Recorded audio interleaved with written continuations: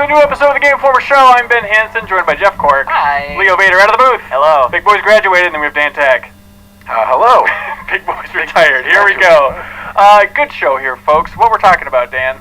A couple of games, I hear. Couple of games. Call of Duty Black Ops 4. That is a big game. I've heard some big talk out of you, sir, and I want to dive into everything about this You gotta game. be careful what you say around this guy. I know. Well, you posted it publicly, so I'm going to grill you on it. Also, there's an early access game that you were red hot on that all I know is it's this very spooky game called Visage. Absolutely. Visage. Then after that, things take a turn for the fun again for the game podcast with Jackbox Party Pack 5. It is out soon. I think it's October 17th. It's out on everything, but Yes. we've been playing it. We've been laughing at it or with it.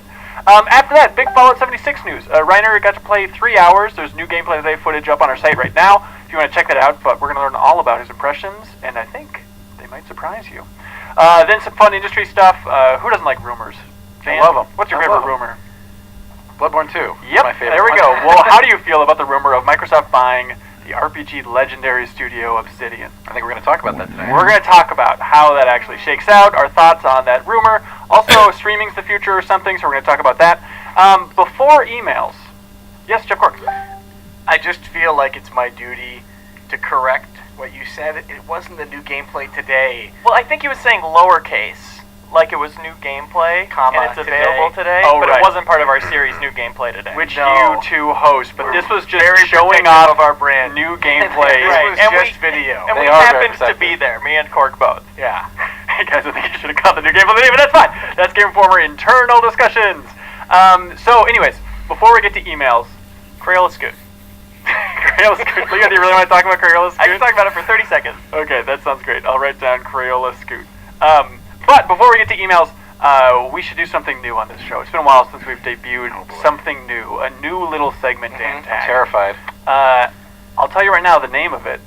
Work in progress. It's like a Nintendo, announcement of a game where it's like, it's okay. not going to be called Hyrule Warriors every Town? day. Yeah, Town is coming soon. New segment called Every Game is Interesting. Oh, yes. We'll get into it before emails. This could get wild. Then great community emails in the back half of the show. Something I've always wanted to do with a game club. I don't think we've ever done, but Game Club is largely heavily inspired by 1UP's old game clubs. And something they used to do back in the day, which I always loved, is they play through a game and then have the developer on the final episode to talk through and answer questions that people had while playing through it. Finally, we get to do it on the Game Informer Show because on this episode of the podcast, we're following up our Spider-Man Game Club by having creative director Brian Intihar from Insomniac and lead writer John Paquette for like an hour-long discussion. It gets spoilery at a certain point. I send out a warning out there, so heads up. But answering a ton of questions we had that the community had during the Game Club. I talked to them about their thoughts on Venom, the new film, stuff like that. So some interesting nuggets in there. They revealed new information about the game's development, which was very interesting. Venom is just a movie, right? Yeah. Why? We don't need to call it a film. The Venom flick everyone's talking about. Like, I think it's probably the best. Not technically art. Do we? I feel like the world expects us all to really like Venom, and I've always been in the Why? camp of like, I guess he's kind of cool. Are you And talking now, about, like, the character of the movie? I think the character. Yeah, okay. That But makes then the sense. movie released, and it has done You gangbusters. could put jean shorts on Venom and it wouldn't be out of character for him. I think it'd just be like, yeah, there's Venom. Because he's so 80s, 90s. It's just a trashy waste of space. Well, let's find out what Maybe Insomniac he is now. did. Maybe he's pretty cool though. Back I in the don't know. day, he was one of the best Spider-Man villains. Why?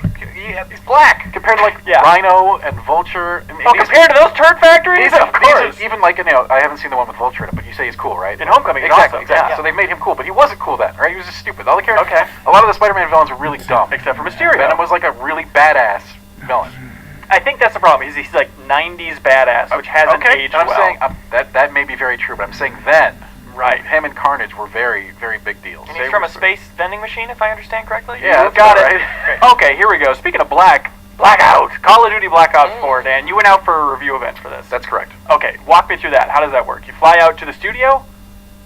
No, generally they have a bunch of press out there to play various game modes, Okay. so we can get a sense of what it's like, especially for multiplayer stuff. Right, and beforehand. that's all that's going on here with Black Ops With this 4. game, especially since it is all multiplayer. Dan, the whiffs I've heard is that you're red hot I am. on this game. So a little caveat first is Yeah. that obviously you have to be willing to say, all right, there's no single player. There is no campaign. Just There's let it nothing go. like a campaign. Acceptance. If you can deal with that, then this is awesome. There's an amazing amount of content. Whatever you're into, as long as it's a multiplayer experience, Yeah. you're going to have a great time. Okay. What stood out the most? What's the best mode in there? Blackout is... I mean, here's the thing. Any other year, the other two modes could stand as their own centerpiece, Yeah. but Blackout steals the show. And you've already played a lot of it. Leo, I you've have. played a lot of it. Cork, you've seen a fair amount of it. I've played it and enjoyed it, but did it open up new levels beyond your what we- entertaining experience you had? What we played in beta is even more polished and refined now, if you can believe it. Even like little hiccups when you're like riding in the back of trucks and all those little things along It the was line. a noticeable change, especially from the stuff we played when we were in studio. Like, Yeah. I can't believe how fast they iterate on that stuff. Like, it's just incredibly fast. There were some new weapons too, and some of the skins and stuff were in, like how the quest unlocks were in there finally. Yeah. Some of that stuff was in. It is, in my opinion, the best Battle Royale experience available currently. That's a bold And it'll be statement. launching with 88 players. So That's interesting that they went back to then 88. it's going to be 88, but however, I'm also told that within the first few weeks of launch, you'll be playing 100-person modes as well available. It's just going to be a different mode, right? Like a 50v50 or a close combat. It's going to be one of those. Did you learn or appreciate anything new in your time playing the review build versus just the beta and having a blast with that? Again, outside of the new stuff, like Well, some yeah, new weapon, but just no, the core is the conceptually. same. Conceptually, no, Okay. it's the same, just a more less crashing and stuff like that. But I started to take notes on stuff that really stood out to me in terms of it versus other battle royales on the market, like the pacing. It starts to really stand out. The fact that you spend a lot less time running around in hills and trees and rocks.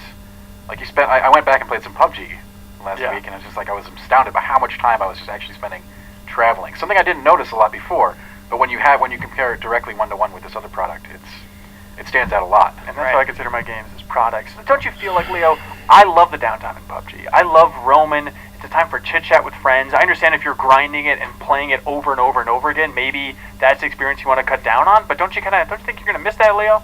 Maybe. They are different experiences in that way. I don't think there's anything inherently wrong with wandering this desolate area with your friends and then the extra drama of how rare encounters are, having an encounter, so makes it a bit more tense. I know Blackout still has some of those moments. Yeah. I don't mind it completely. I'm just saying, it's very, they're long. Sometimes you go 20 minutes in PUBG without seeing anybody. Yeah. And that's just crazy. And it would be astounding for that to happen in Blackout. Right. So they got, the QA team fired up so you guys had people to play with? Yes. Okay. That's right. Same deal as when we did it for the cover story. Were you in the same room as people? Was everybody, Yes. screaming at each other again? Yeah, it was animated. You can say Okay. that, yeah. I mean, there's a lot of... And you have the same kind of, Battle Royale phenomenon where a game would get down to, the final people, and people would just sort of walk around the room, and you'd get hordes of people around the last two remaining players, everybody waiting to see what they do, and it's just that Battle Royale thing, right? It's amazing to watch. It's amazing to see happen. So just faster, smoother, tighter, Polished. Than what players have already had a chance to play in the beta, yeah. Okay, And but what just those compared to PUBG specifically. That's the obvious thing. It is most comparable to Yes. PUBG, yes, over Fortnite, for instance. Yeah. Yes. 88 players. 88. Interesting number. Big Back to the Future fans. Gigantic over there at Treyarch. They can't get enough. Kill Bill. That's true. Okay, and then, let's see, where do you guys want to go? Cork, how you feeling? Multiplayer or zombies? For what? Talk about next. Which do you want to learn about? Oh, multiplayer. Okay, let's go. Serving it up. All right, so in case you're unfamiliar with, that's one of the things about a game like this. It's so curious since it's rolled out sort of piecemeal over the course of a year, right? People have played this, they've seen it, they've had a chance to know all this stuff. But the big beats are there's a little bit more health than other Call of Duty games, so you don't die as fast.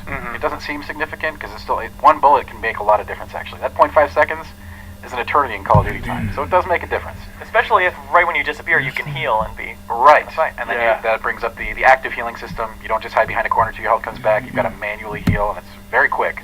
So you can actually, if you're taking a skirmish and you know what gun the opponent has, he's not going to one-shot me with that thing, I could take a few hits, hide behind some cover, heal to full, and then come back out and charge him. That's an option. You get a lot of different decision-making kind of stuff like that with that in there. And you also have sort of this very subtle focus on team play. It's still the crazy, super fast Call of Duty where if you want to just go KDA and try to get your kill streak going, and 98% of players, yep. If you just want to do that, go right ahead. But there's different abilities and stuff that sort of incentivize you to play as your team. You can change where your team can spawn. You got stuff like razor wire and sensor darts to help you find the enemy team. A shield that if you get near, it hurts you. The magnetic radioactive shield thing, yeah, that thing's great. And stuff like that. These things can all help you set up plays and play a little differently if you want. And you'll certainly, your team is going to benefit from it, but yeah, if you want to play the old way, in quotes, you still absolutely can and still have a good time. And in addition to that, there's sort of a Counter-Strike-esque heist mode that I think a lot of people are going to dig, which is where like every round you spawn with nothing, you got like your pistol, and then you can buy armor, accessories, weapons. Okay. Very similar and objective-based, so very similar to Counter-Strike modes. And that one has down but not out, right? Like you can revive your friends? That's right. Yeah. Oh, interesting. Absolutely. Right on. And then zombies is everything we'd expect? Zombies is nuts this year. I mean, Really? Just the amount of content? Normally you're like, okay, here's the zombies. All right, Yeah. we know what we're going to get out of that. You're going to do some waves, you're going to solve some riddles, and we're going to have a good time. This time you get three different experiences, plus 4 of them if you get the DLC. Mhm. And they're all their own, like, mini game, I guess. Game, right? And the dials you can tweak now are just Looney Tunes on top of this. Like, Because you can set up all these custom games and right, stuff like that? Right. Okay. The custom modifiers like, hey, I want this, I want this, I want this, I want this. It's like, Cork, you can put fun in zombies finally. you Oh can. my god, I think that one's on. If you're uncomfortable with, like, say, the difficulty of zombies, you can turn it down to easy. Okay. Take it out, basically. How about the drudgery of zombies? The drudgery. Cork hates zombies. Yeah, I've tried every time to get into zombies, and I just can't do it. And I It do just feels understand- like homework. I will say that zombies is not for everybody, and maybe I've got like Stockholm syndrome since I've played so much. Yeah. But I will say this is certainly one of the coolest zombies, if not, I think the best zombies offering that Really? we've seen ever. Yes. I think being able to adjust all those parameters will legitimately give me. I will be able to find a way to wring some fun out of that. Well, that depends. How do you feel about ancient Rome? Now, I like it. Okay. and it's not just ancient Rome. I don't want to give too much away because zombies people are the craziest when it comes to spoilers. But and not only we already know, go on the Titanic is one of them. There's zombies on the Titanic. The Roman gladiatorial arena is just the beginning of where you go in 9. Of 9. Of 9. 9 is just all over the place, insane and really great. Ooh, okay. Just the wackiest zombies has ever been? In terms, I think other Yeah. not the wackiest. High bar. Yeah. But I think the coolest surreal occult offering of it. It's not like the crazy, it's 80s at a theme park. Whoa. Right. That's like way more wacky. This is a little bit more grounded, but at the same time, just a lot of fun. Okay. Yeah, I really enjoyed playing that, actually. I think this is the best zombies has Is ever there been. anything, because this is all multiplayer focused, is there anything is. that unifies the entire Black Ops 4 experience in terms of, am I building up a character or some kind of Okay. thing across all the different modes? So we actually don't know that, Mhm. but I will say that most of the progression is bracketed into its own categories. Yeah. But I assume there are going to be some unlocks that you can use across the things. But so all the zombie stuff you unlock can be used in zombies. Blackout has its own system, so you don't prestige in it. It's like 1 to 80, and comes with different rewards. And I assume, I don't know for sure, that the prestige system is similar to previous entries in the multiplayer. But I think there are unlocks that you can carry from one mode to another, but not like progression unlocks. Okay. Any sense of microtransactions? Any BS hiding in here? We're not going to know that. That's Until the they launch. always play that until the very last moment, right? So Right. I just We have might no not idea. have any. Is it a box? Is it a crate? You tell us. I wish I knew. Footlocker. Yeah. And of course, I ask every time I get a chance, and that's Right. just, those answers are not forthcoming. Dan, I've heard rumors that you're considering this one of the best Call of Duties ever. Again, I like to caveat that with the fact Uh-huh. that you have to be willing to say no to single player. And you're saying no. I'll be cool with that. I'm a huge multiplayer online centric That's your individual emphasis. as it is. I do love a good single player experience, but I think what is sacrificed here in terms of the campaign is paid off. Just there's so much stuff. Like the amount of content in this game is absurd. If you're in a multiplayer. If you're in a multiplayer. Okay. And so yes, with that said, yes, I do think this is one of the best Call of Duties I've played in the last 10 years. Wow. What is a score? Do you have that locked down? I do have a score locked down. Okay. Drum roll, everybody. Attack, take it away. 9.5. Oh, the Dantac Battle Royale score. There we go. Fortnite, PUBG, and Blackout. 9.5. Excellent company. Wow. There we go. Black Ops 4, everybody. I'm gonna play Blackout on PS4. Where are you guys gonna be playing? PS4 Pro. I'm sorry, I was talking to the audience. I would like to retract my last statement. You guys gonna play? Yeah. Okay, great. Leo, are you playing on PC? Yeah. Oh. On Battle.net. Gotta play on Battle.net. That's gonna be funky as all hell. Uncapped frame rate. Oh my gosh, that's gonna be wild. Has your like prediction changed at all about Blackout's success? Do you still think it's gonna conquer the world? I think we're going to be surprised at just how many people pick this up, especially on PC. Which, you know, traditionally Call of Duty has not been. It's been a console-centric title. Let's face it. But this, I think, Blackout, for terms of capturing that PC audience, is going to be major. And you've got the Battle Royale effect of, I have this, I demand my friends get it, so we can squad up. Right. Yeah, totally. Is it going to be a Twitch phenomenon? Yes or no? What do you classify as a phenomenon? I think you know. The answer is yes. Yeah, I think it's going to be big on there. Very good. You have any thoughts on this 50 gig update that's on day one of this game? You know, do I have to like it? No, but hey, that's online gaming for you. Know, that's as a PC is gigabyte. It's like, hey, so the total size is 113 gigs. Yeah, that's like a normal PC game these days, honestly. Nobody can do anything about it. PUBG when it launched was 9 gigs. Yes, well, there's no campaign in this. You're right, but there is no campaign, but there's lots of stuff. Lots of VO. I would love the pie chart of just figuring out exactly what's taking up all that space. I'll see if we can get that. Okay, yeah. Hey, Call of Duty PR, one pie chart, please. Jeff Quirk? Yes, sir. I'll take one. Let's get this party started. Yes. Jackbox Party Pack 5, out October 17th, I'm pretty sure. Every year, this is like the Call of Duty equivalent, right? Every year, it's how's Jackbox this year? Varying in quality to some extent, always a fun party game. If you're not familiar with these games, it's up on the screen. It's released on every system known to man. Then you play with your phone. And it's just the easiest system. You go to a browser. In a browser. You don't have to download anything. You can play with up to 8 players. And I guess if you stream it, there can be technically like 100,000 people contributing. Thank you. And voting online for these things as well. But it's basically, hey, use your phone, write some jokes with some friends, and yuck it up. Yes. Jackbox Party Pack 5, what stands out, sir? I really like Madverse City. Yeah.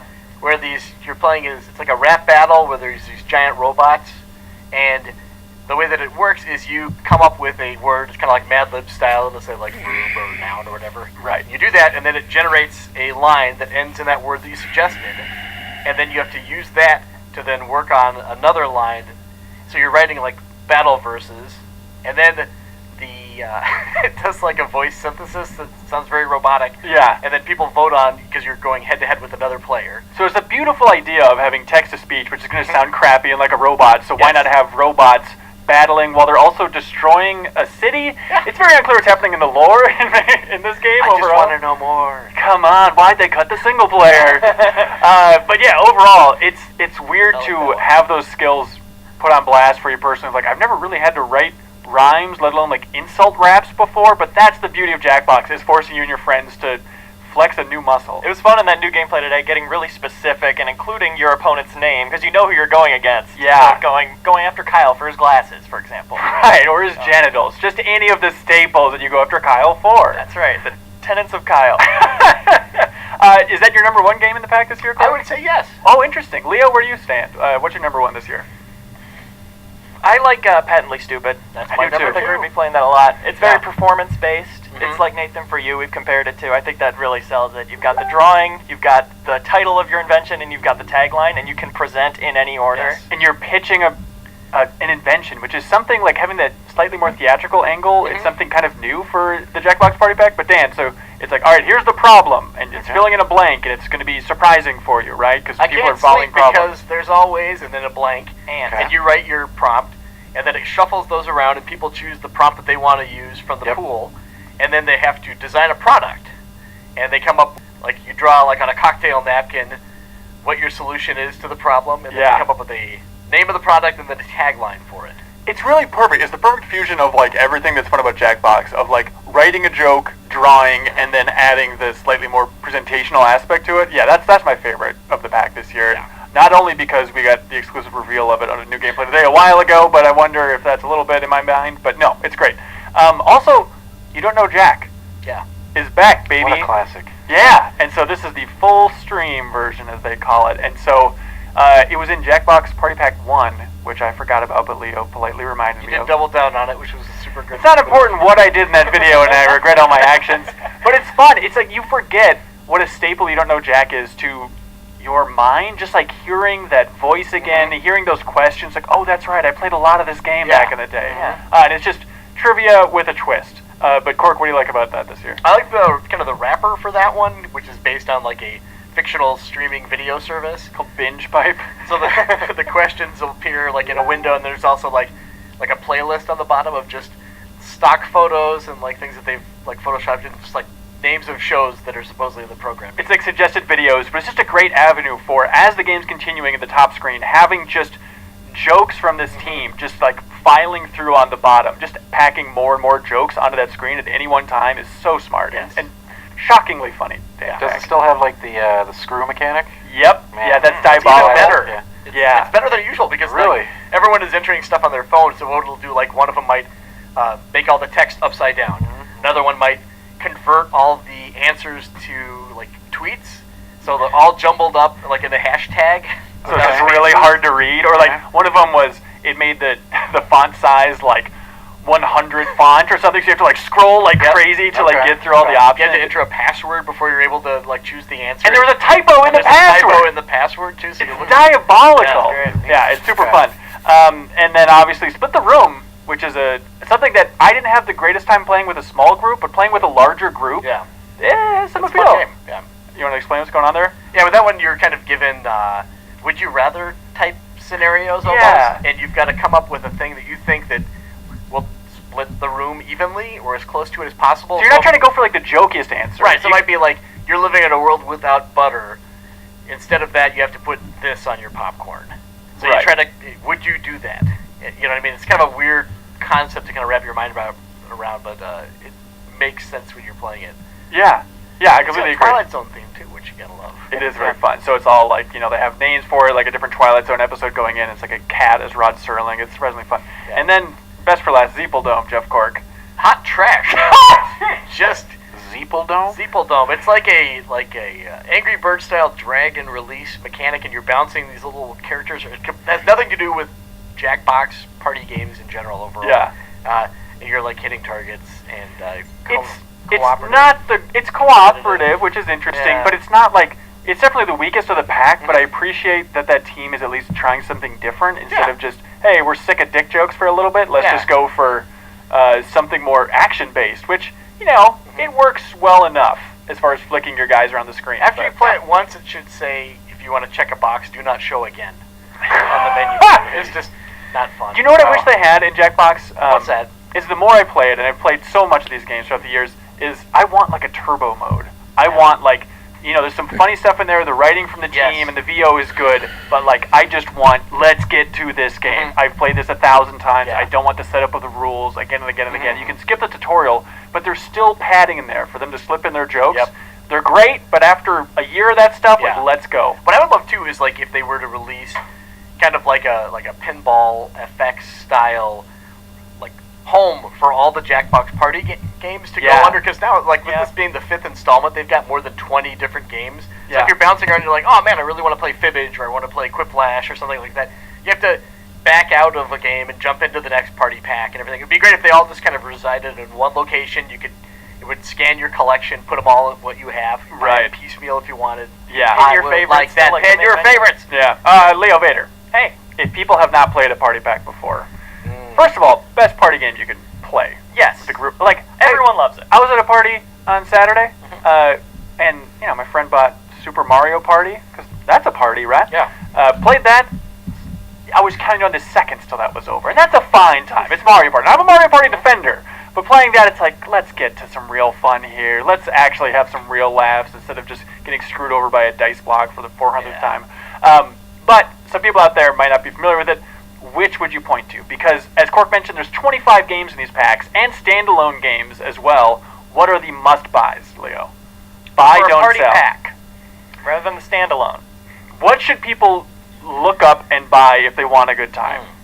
You know what I mean? Great question. Yeah. I think Jackbox Party Pack 4 is the best package overall. I'm sorry that you're wrong out of the gate, Leo, but go ahead. Why is that? I think every game in that rules. They're not my favorites, but there's no duds in there. That's Fibbage 3, Survive the Internet, Monster Seeking Monster, Civic Doodle, and Bracketeering. I think that's one of the weakest in my mind. I think that might be bottom of the heap. That's the magic of Jackbox. My friend groups will exclusively play one game, and then if I try to introduce them to another one, they'll hate it. Yeah, it's crazy. I've got my real life friends who only play Drawful. We played so much Drawful that we stopped playing because we knew all the words. Oh, wow, okay. I've got my online friends who we only play Quiplash. My family only likes Fibbage for holidays. A Trying to Fibbage introduce them to other family. things. Hate it. I'll be damned. Yeah. In my mind, I think Jackbox Party Pack 3 is still the best. That has Quiplash 2, and Quiplash is still the number one. Also because it's also the fastest game. Just get jokes out there. Here we go, baby. T-shirt one too, right? TKO, which is a long burn, but that payoff of like designing your own t-shirts, always hilarious. Faking it, slightly underrated. I like the real world aspect of like having to lie and raise your hand and fit in with the group. It's a little bit of like that Avalon aspect. So I would recommend, okay, here's what you do. You get Jackbox Party Pack 1, which has Fibbage and Drawful in it. And Drawful 1 compared to Drawful 2, Drawful 1's fine. It's great. Jackbox Party Pack 3 has all those I just mentioned. And I think 5 is a solid one this year. Yeah. It's a little bit like a Star Trek movie where every other one is good, in my mind. It's been so long since Drawful that if people have just gotten into Jackbox in the last couple of years, definitely get Drawful 2 standalone. That game is totally worth going back to. It's super fun. Corky, you'll have a review on the site? Yeah, eventually. Are these games tough to review or easy? What's I that like? haven't started writing it yet. Okay. It seems tricky. Yeah. It's just reviewing how funny your friends are, ultimately. Right. I don't know what joke to use. These guys are just so funny. It's true. Dantak, hello. Visage. Yes, It's get spooky, man. it is. It's October. It is incredibly spooky. So this is early access on Steam. Sad Square Studios. Huh. Never heard of them. Kickstarter game. Weird. Apparently also available in VR. Don't recommend that because you'll probably die in real life. Dan, you're a real macho dude when it comes to scares. I tend to be. And you came into the office the other day, and your legs were shaking. Oh, I don't know if my legs are Trying to shaking. talk You about have a cane. My hair was Snow White. I was. Combs of Just for Men in there. I get excited when a game can be scary. Like I Yeah. don't remember the last one outside. Amnesia was scary, right? This one is scarier. Scarier than Amnesia. Yeah, easily. So does that make it the scariest game you've ever played? Yeah, that's what I've been trying to ask myself that. It's hard. I can't gauge it yet because only it's early access right now. So you got 1 to 4 hours depending on how long you take. Okay. So I don't want to really say that till the final thing is out, but yeah, I think so. And you compared it to PT, which is very Yeah, it's exciting. definitely very very comparable to PT. So just like solving little super obscure puzzles. Now, the puzzles aren't nearly as as crazy as PT. People give PT a ton of credit, but like it was just like a proof of concept, right? The whole game wasn't going to be like that, right? Like, Right. You are in a house. It is haunted. You're trying to figure things out. The puzzles are not nearly as complicated as PT, like yelling into a phone, strange words, and hoping that something happens. Right. They're more. It's more like do something and then follow the trail. Follow the clues to the next progression of the story. So you guys tried to do a new gameplay today video on this, and the conclusion was we don't know what we're doing. This seems boring. Our pants are full of pee. No, is it? So it's kind of obscure. Is it going to be tough? So interesting. It is a hard game because it is very unforgiving. As soon as you get to the part where you can die, I don't think you can actually lose the game or create a fail state. The part we were in, it was so early, and we could not even do the first part of the puzzle. The first tale is about Lucy, who is the daughter in this family, and we couldn't even get past the first part. But it's actually very simple once you start thinking about things. It's like, oh, obviously I need to go that way. They give you like lots of breadcrumbs. Here's the thing, but we though. weren't really looking for that in the video that we didn't post. It took us like 20 minutes to find a key, and then we couldn't get past, and we eventually ended the video, and then I played for 2 minutes afterwards, and then I found another key that we couldn't find. Right. What I That was want- both our big hang-ups. For the audience out there, though, it's like there's probably a group out there that likes scary games, like horror games, and like, hey, I'll invite a couple friends over. Let's play a spooky game. Are they going to play Visage? Is that how you pronounce it, by the way? Yeah. Okay. And then just get stuck immediately and get frustrated? I don't think they'll get stuck. It's Okay. actually pretty. It's not a thing that you have to. Some of the difficulty comes from running out of pills to keep your sanity because it's very. Once you start playing in the dark, and early on in the game, one of the things that the ghost does is rip all the light switches off the wall. So the ghost horror, okay. No, it's more than that. That's one of the entities that is in this house. God. And so here's the laying down is that it's a fascinating combination of both atmospheric horror, psychological horror, and jump scares. So it's got the whole gamut. It's not just a game that relies like Outlast, which is just jump scares after jump scare, and eventually you're just like, all right, yep, I know it. There's a jump scare around this corner. You don't get desensitized to it. You get more immersed in it, and it makes it even scarier. You're freaking us out, Dan. I love horror games. Yeah. This game, again, early access, right? Sure. So there's not a whole lot there right now, but it's fascinating and incredible and scary as hell. Wow, Visage. Like, it does, that's why we were, like, kind of getting bored, because we were just, like, banging on the wall and we couldn't even lose. But once you start getting into situations where you're going into the recesses of other dimensions and minds and other kinds of stuff like that. Yeah. And then it really, for those of you who can't figure out the story, even though it sort of feeds it to you as you go, there is a resolution at the end of each arc that basically says this is what happened, in case you need to know. And it's done well. Interesting. And I am super into it. This game came out of nowhere for me, and it is quickly on the top of my horror game list of all time. And I had fun on the video. Oh, We would have done another one by now if our gaming computer hadn't died. Right. That's some more... Haunted now. Oh, it killed itself. For those folks out there who are like, oh gosh, PT, we love PT, and Yeah. you can't play PT because you don't have it saved on your hard drive, or you wanted the promise of PT, this game is for you. Wow. It's great. Yeah, bold claims, man. That is so shocking. The only way we could follow it up is if Leo made a loud sound with his hands and we all said goodbye to him. Hey, I want to talk about Crayola Scoot real quick. Damn it, I was hoping to get you out of here before that. Alright, what the hell is Crayola Scoot, and why have you devoted hundreds of man-hours to Crayola Scoot? What? Hundreds of man-hours? No, I'm just messing with you. He made a video talking about how great it was. Check it out. It's Tony Hawk meets Splatoon, and it's good. A good combo, because you're comboing, doing tricks, having a fun combo, and you've got to go all around the map to get paint everywhere. That sounds like a good pitch. I watched a lot of gameplay footage of this, Leo, because I've seen several of your pieces of art that you've made in Crayola Scoot.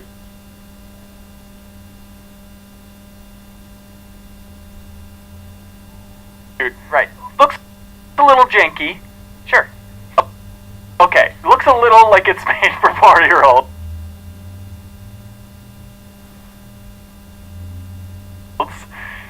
Okay. A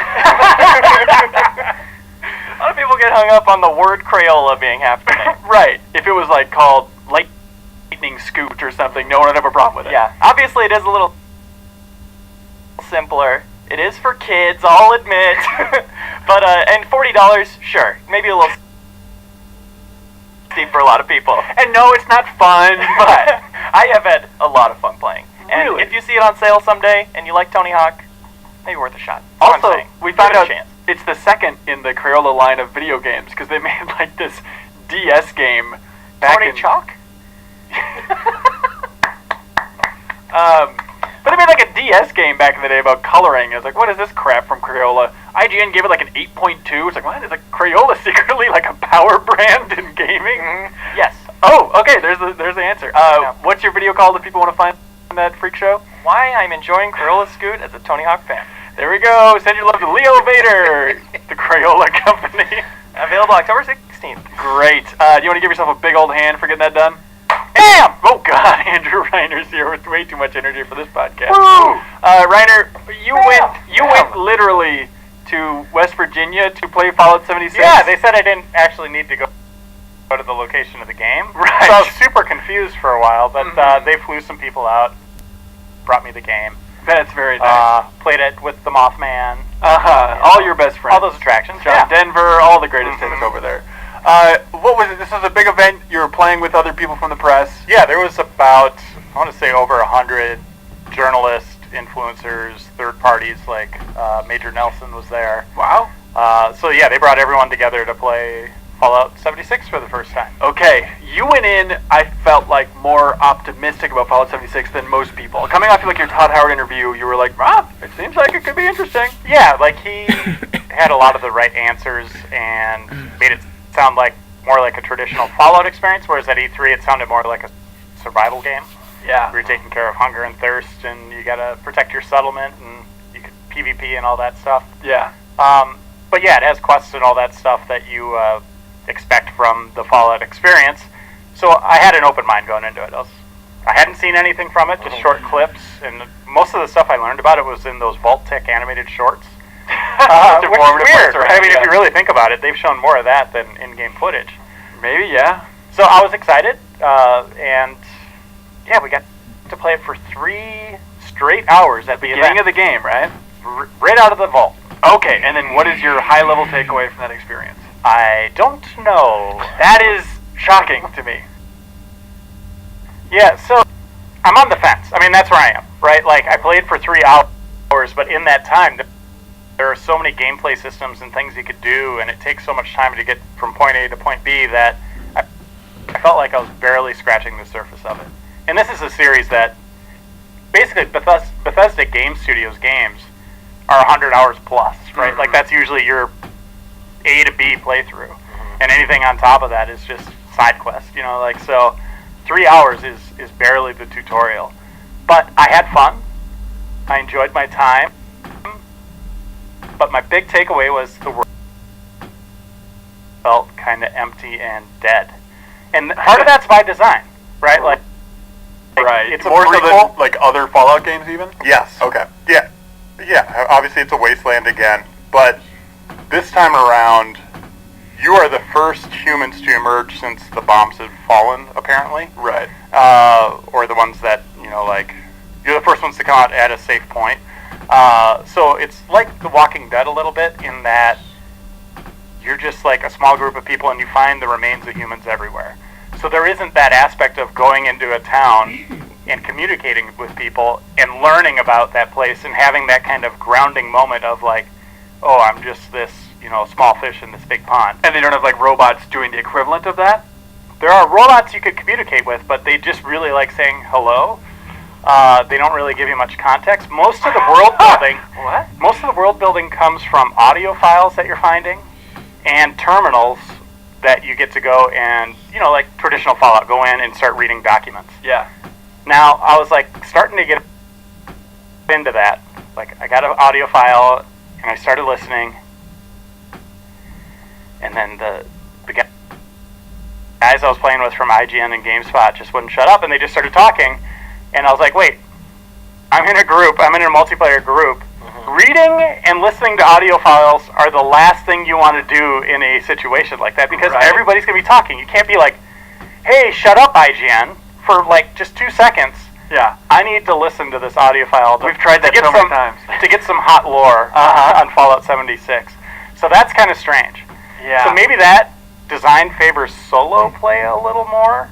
Does it feel soloable? I know they say that, It but does. it's just going to feel a little empty. Yeah, exactly. Like Jeff sat in on all of my gameplay. You could see it on YouTube and GameInformer.com. We have 3 it in hours. 4K. Yeah. He sat in on it, and that was your big takeaway too. Was it just feels like kind of an empty world? It feels like an absolutely empty world. And the thing with like the Fallout lore, they're saying like, okay, you're the first people to emerge from the first vault or whatever, you know, to wander around. There's like dead raiders and humans everywhere, and they're not like skeletons.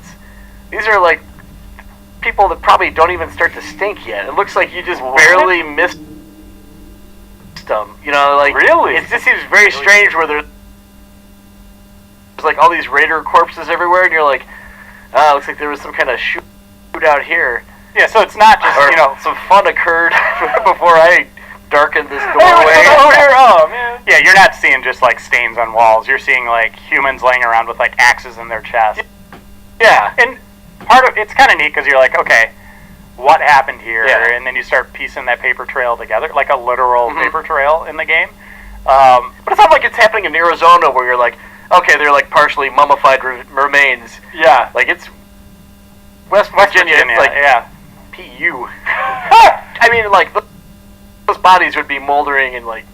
Yeah, and it's just weird, I guess, if it keeps on happening, because like seeing a couple of those, it's like, oh, this is an interesting thing that I just missed, but eventually it just feels like I'm being robbed of interaction. Exactly. That's what it felt Yeah, and that was the big. I mean, people in the comments too on our YouTube videos, just like everybody's saying the same thing. So we'll see. Like that was just my experience in there. Maybe there are areas you get to that, like one thing too. Like all my combat encounters were very quick, and everything just completed very quickly. There wasn't like a big kind of dungeon like area I went to. That could just be my bad in the way I played it, but you know, I took on a number of quests, and they were all just kind of bouncing from point A to point B very quickly. There were areas though, like you'd be like in this like building with the lights are off, and you're kind of navigating this space that in a traditional Fallout game, and I fully recognize this is not a traditional Bethesda Fallout game, would be populated with enemies or traps or something interesting happening while you're navigating it. And instead, it was just you and your co-op friend walking around looking for whatever button you needed to push to cash in the quest, and it just did not seem interesting. Do you think anybody, like your friend group, are going to get into this? Do you have any Rust buddies that this is appealing for? Yeah, I've got the group. We have lots of questions, and even after the 3 hours of footage, I had questions and answers, and that is my big question for Reiner, and I don't know if he can answer it. And that is, who is this game for? Is it for my group of Rust buddies? It's in a weird spot. It really is, because it's like a new game, right? Like, they didn't give it a 5. It's not Fallout 5. They know it's a unique thing, so they gave it, they called it Fallout 76.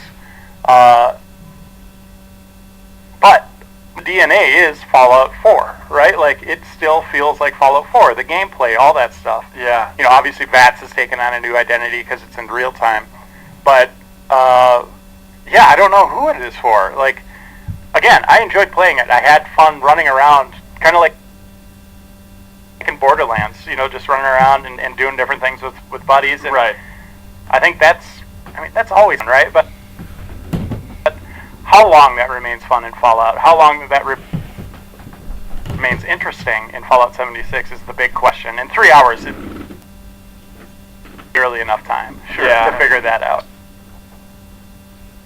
So that's a question. There's warning signs, right? Like, definitely the alarm sounding in my head, like, I don't know about this one. Nuclear launch detected. So does it have like a progression loop that the Borderlands group that I play with would get into? Is that, I guess that's a question. Like, potentially, yeah. I mean, there's like I was getting into the card collecting, where that's the new special system where you apply different cards for your skills, and so there's that element of loot crates kind of where you just don't know what you're getting. Baseball cards, so you just kind of open a pack and, oh, cool, this seems like a cool perk, I'm going to apply that. Yeah. I was getting into that, and then just leveling, it's like, I see guys with power armor, it's like, well, I want that. But that's the loop on every Fallout ever, right? Like, that's part of the end game or mid game where you get your big armor and then you could go in radiation. What was VATS like in real time? A mess. Really? An absolute mess. Like, maybe I just suck, but when enemies move as quickly as they do, especially with the frame rate kind of falling apart at times. Oh, yeah. When you put VATS on them, it's like the old system where you see the percentage. Yeah. And as they move, it'll either grow or shrink. But the genius of VATS of old, which made it so like I never even thought about this, is they changed the camera views. So the camera's on you, and then it's on the enemy. They don't show that you're not actually aiming at the enemy. They just kind of show there's kind of a magical moment where it's just boom, did it hit or not? Right. This one, it'll be like, if the enemy's over there and I'm kind of pointing here and it's at 20%, the bullet's going to kind of go this way. Go sideways out the gun. Yeah, exactly. Wanted style bullet bending. Yeah. So there's that magic kind of, that the cameras, they used to hide that magical moment. You just now see it clear as day. You would think they'd work hard to mask that or do anything they can technically, because no. Wow. Okay. Yeah, it's unbelievably dopey looking. Really? You're like, wait, what? That guy's taking damage, and you're like, blam, blam, blam, and this guy's like, bleh. I guess XCOM always had a little bit of that, where like sometimes XCOM's got plenty of that. Yeah. But maybe it'll work well with like sniper rifles, stuff like that at range, or against slow-moving enemies. Right. But for like the crowd control where the ghouls are just running at you, it was a mess. Like I was like, I just look like an idiot using this. When's the beta? End of October. There's this stress test this weekend on Xbox One for insiders. Oh, okay. So they get first crack, and it's not everybody gets into it, but and then everyone who pre-ordered gets into the Break It Early test application at the end of October on Xbox. Cute. And then a week later on PS4 and PC. Yeah, I do love them like couching the beta for like calling it, hey, break it early, all that stuff, like just leaning into the fact like let's tear this sucker apart because I'm sure it's just going to get shattered. And I know I sound negative, and part of my takeaway is like I'm worried about it, but at the same time, I did have a good time. I just needed to spend more time with it to really develop a true opinion of what I was playing. Yeah. Did you get any sense of what the end game could be Well, like. there's nukes. Yeah, Right. You launch nukes, and then I mean, we got to see it hitting. We couldn't enter that end game zone where there's higher level enemies and then the rare loot. Right. So that's part of the end game. I don't know what else there is. If there's like, end game quests, Right. Stuff like that. But we'll have to wait and see. Crazy. Jeff Clark, do you remember a little game called Fallout New Vegas? Mm-hmm. Who made that? Maybe a little company called Obsidian. That's right, Obsidian. Big news this week. Hey, real quick, if I blew that, what would you have done? I would have done a take two. Most exchanges between us are like a take 3 or 4 situation. Yeah, but it was at Kotaku, right? That broke the story on Monday saying, hey, looks like Obsidian is about a 90% chance of being purchased by Microsoft here, continuing Microsoft's bold spree of purchasing, just like the land grab of the century, all the studios they can, in theory, to start the next generation off on the right foot, right? Is that the easy shorthand? Yeah. Yeah? What do you think, Reiner, Game about Pass. them trying to buy Obsidian? I think it's a smart move. I like what Obsidian does, and if they're making anything that's like Fallout New Vegas again anytime soon, that's a good get for Microsoft. Yeah, if they want to go back to that template, for sure. I actually, speaking of going back, it was years ago. It was on a Fallout 4 episode of the GI Show, actually, where we talked about the review for that game. We interviewed Fergus, who's the CEO of Obsidian, and I went back and listened to that interview today, and it was fun hearing him talk about their plans for an Xbox One launch title called Stormlands, which was a nightmare, and as he puts it, like the darkest part of the studio's history, because Microsoft canceled that game suddenly, just did like an immediate 180, and he had to lay a bunch of people off from the studio, and it was just heartbreaking. And he was talking about the stress of just being a launch title for an Xbox platform, and like his angle was, there's so much pressure on that game because you don't need to sell a $60 game. Microsoft expects you to sell a $500 console at the same time, and it's just impossible pressure. And they're shoving Kinect down your throats and all these other features. It's just funny to hear him talk about that, and I was like, well, partnered up for probably a launch title on the next Xbox. Here we go again, Obsidian, if it goes through. But Or maybe they just salvage Stormlands. Here it is. that'd be interesting. Although he did say that they're repurposing a lot of aspects from Stormlands, like thematically, into the next game they were going to announce, which I believe ended up being Tyranny. But yeah, I think in that Kotaku piece, they even talk about how Microsoft wants to put more of an emphasis on PC games. And obviously Obsidian's bread and butter lately is making some really great CRPGs lately. Do we think that's more likely, that they go that route, or another New Vegas style game? I mean, if I had the money and did that, I'd be like, make me New Vegas too. Like, that's all I want. Hey, Bethesda, is that cool if we just call this New Vegas too? I mean, seriously, that's the smart money in my opinion. For sure. Like, Just single-player focused and RPG. People will play it on console and PC. Like, yeah. Right, yeah. But they also make great CRPGs, so why not? Yeah, it's an interesting thing if it goes through, but odds are this thing's probably Now, that's what, 6 new studios with games we don't know about? God, I guess so, yeah. It's really crazy to ratchet that stuff up. Obviously, Forza Horizon 4 just came out from Playground, and And now then they just hired 150 people to make a new open world game there. right, which is clearly Fable, which is very exciting. And then everything else, I mean, the Santa Monica studio, Daryl Gallagher coming from Crystal Dynamics to head that thing up for, in theory, some third-person single-player thing. It's an insane time for Microsoft. But just to jump to community emails earlier, Josh from Shawnee Mission, Kansas says, howdy, informants. Are there any indie devs that still surprise you as not being owned by a major publisher?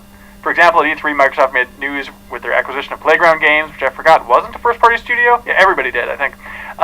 Any that still seem weird as being indie, or even what studios do you feel like would fit with a larger company? What studios out there are shocking that Microsoft hasn't purchased them yet? Insomniac. Yes, that's a big one. Like in terms of big indies out there. What if they did that?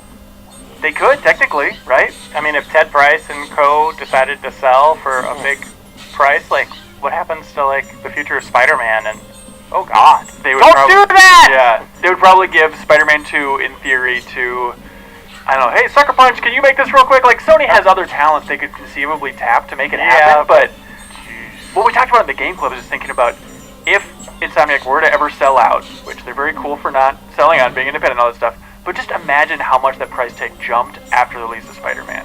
Like, pre and post Spider-Man, quadrupled. the worth of that studio, right? Especially with those sales, it's insane. Huge, yeah. One that always stands out to me, and it was funny because we had him on the show during E3, and we asked him this directly while he was sitting next to somebody from Playground Games, and he got very uncomfortable. But the team behind Ori, Moon Studios, it's like, how has Microsoft not purchased you guys? And he just immediately blushed, like, you're, clearly they're barking up the tree, right? And I'm sure Microsoft has knocked on about every door to see if they're interested in just locking down that talent. One that's crazy to me is the studio that made Perfect Dark for the 360, and they've just been a Minecraft port house since then. They've ported Minecraft to absolutely everything. It's 4J. And I don't know what they're doing now, if they're still doing ports, but that's another one that's crazy. It's like, all the talent Microsoft, just purchase 4J for Christ's sake. What do you think, Cork? Which games or which companies stand out? Well, if we could do like an alternate history, Man in the High Castle, kind of situation, Microsoft could have swooped in and saved Blue Castle. Oh, that would have been awesome. That's an interesting choice, the Capcom studio. Yeah. And maybe that'll still happen. I mean, look at like what happened with Warner Brothers and Disney and Avalanche, Right, you know? exactly. That would be a smart buy, actually. Although they already have the Gears of War team up there, so maybe they'll just absorb a lot of that talent anyway. And either way, you're coming to Microsoft's door, buddy. There's rumors of them buying PUBG Corporation or Bluehole. Those seem to have quieted down a little bit. But that'd be an interesting purchase at this point. Yeah, that's got to be crickets right now. Maybe. An easy one, maybe Fulbright, right? They had a good partnership with Tacoma. Okay, all right. What about Hello Games? Really? I think they would want them. I think there's still a lot of talent within Hello Games that could put that procedural generation tech to some good uses. Yeah. All right. IO Interactive, in theory, floating around out there. Yeah, that'd be a good one. Yeah, for sure. Ready at Dawn, still out there? I know the order wasn't the best, but still a lot of talent in there. Technical powerhouse. Valve. Yeah, wait a minute. They should buy Valve. Yeah. Those little guys. Hey, Mr. Spencer, you listening? Go for Valve. Yeah, buy Valve. Instead, Microsoft is investing in streaming and cloud technology. They announced this week Project X Cloud. Dantac, were you following this story? Yeah, not a whole lot, Really? to be honest. But yeah, From Software, they should pick up From Software, you know. Oh, you're going back in time. Yeah, just go ahead and buy From I Software. just decided to do that. All right, I love it. It's a good move. But let's go back to streaming. Project X Cloud. This was the weird, ambiguous announcement at E3 where Phil Spencer was on stage like, we're investing in cloud and streaming tech. It's going to be great. Imagine playing Xbox games anywhere. And now they got out of the gate with a very Project Scorpio, Project Natal style announcement of Project X Cloud. Reiner, what is this thing? It's a streaming service that lets you play Xbox games anywhere. Right. They showed somebody with an Xbox controller and some kind of clip-on contraption where the phone was like stuck on the top. Yeah, of you it. usually use that for like potato bags, but you could use it for your phone with a controller now. So in theory, you'll be able to play any Microsoft game on anything you want. They say like any computer, any system, obviously, and then also phones, tablets. So you can play Halo and Cuphead streaming, which With seems touch controls. They showed someone playing Cuphead on an iPad or Surface with touch very controls. I was like, oh my Game god. over. They should have cut that out. I mean, the dream for all of us, like for gamers, like the ideal way to get games in the future will be streaming, right? Like being able to just click on something like no. Netflix and immediately have it there. No latency, no BS. Exactly. None of that. You just have the game. You don't have to worry about like hardware necessarily, any of that stuff. Yeah. Play it anywhere, right? Like, but that means beating the speed of light, right? To give you the input that you're used to with games now, or having like server farms, you know, for multiplayer. Like, how is that going to work? It's complicated and weird, but we kind of saw an example because Kyle has actually been playing Google's Project Stream. Here we go. This is the industry these days. The Boy, names, yeah. they Need fixed some more. the names, everybody. Project Stream. Look, Google has this thing where they have a beta right now, so you can play Assassin's Creed Odyssey, which is crazy because you can get into the beta, you can play Assassin's Creed Odyssey for free, and you can play it in a browser. That's super cool. Yeah, and you played it yesterday. I played a little bit yesterday. It feels okay. Yeah, you can't feel a it's delay fine. at all. It felt fine. The problem was the resolution. It would really bog down and jump to what looked like a 240p YouTube video with compression like crazy. Yeah, that's the best comparison. Like a YouTube video or Netflix, every once in a while you lose resolution for a bit, but it was happening a lot. Maybe that's just our internet connection. It's not the strongest. It's kind of a medium internet connection, whatever that means. But then I was like, well, what if it's just on the phone where resolution doesn't matter as much because it's smaller, you know, like. but you're still going to have that. Yeah. Where it's going to get digitized or whatever. I have an emergency email from Kyle Hilliard, who isn't in the office today, but he has a special report here. Can anybody do a Kyle impersonation? Oh, Kyle Hilliard, ladies and gentlemen. He says, "Hey, I've played about 5 hours of Assassin's Creed Odyssey using Project Stream from Google, and have been overall impressed. Good God. About 90% of my playtime has been fine, but it's not perfect. When things fall apart, the resolution goes first, and the frame rate, then my temper. But I haven't had any full-on crashes, and it doesn't feel laggy when it's running fine. Did Kyle write that? Yeah, but I don't have a good point of comparison. I have not played ACO off a hard drive. It's laggy and the resolution drops. No, that's not true. I'm playing using Wi-Fi at home on a MacBook Pro with good internet, about 50 megabytes download, with a plugged-in PS4 controller. As near as I can tell, it is not possible to play with the controller wirelessly, which is odd, but it is a beta after all. Overall, it's better than I thought it would be, but I'm still not confident in it as a replacement as the way we currently play games." There it is. Kyle's verdict on the future. Here's the question for you. Yeah. Let's say you can download games at home, have it on your hard drive, traditional console, because Microsoft's launching a new console and a cloud-based thing, right? Well, I mean, they said consoles in the future, so Yeah. everyone's assuming that this is going to be one of them. It's just Right. a cheap solution, right? So you have that option at home. You go on the road. Let's say you could continue playing AC on the cloud. That seems like a fair thing, right? Like kind Right. of Switch-esque. Well, I mean, Switch is obviously- literally doing it. Yeah, but you're not going to do that on an airplane or anything like that. Right. With Wi-Fi, but that is a way maybe to continue playing your games in a hotel without bringing your hardware. And so in that situation, I'm sure I would try it. It is cool just to open up a tab in Chrome and be able to play Assassin's Creed Odyssey, but Or maybe it's like, you know what? I'm in a new city. Maybe I should explore. I don't need to. Put my coins okay, in the old bag. man. Korg, all right, buddy. Protect Cloud. I hope they get a good name when they eventually launch this thing. What do they call their AI in Forza? What is it? Dravatar? Yeah, but that was based on the cloud AI or whatever. Right, Only- right. Yeah, and I think Dravatar is technically married to Cortana at this point within the Microsoft Corporation lore. Good for them.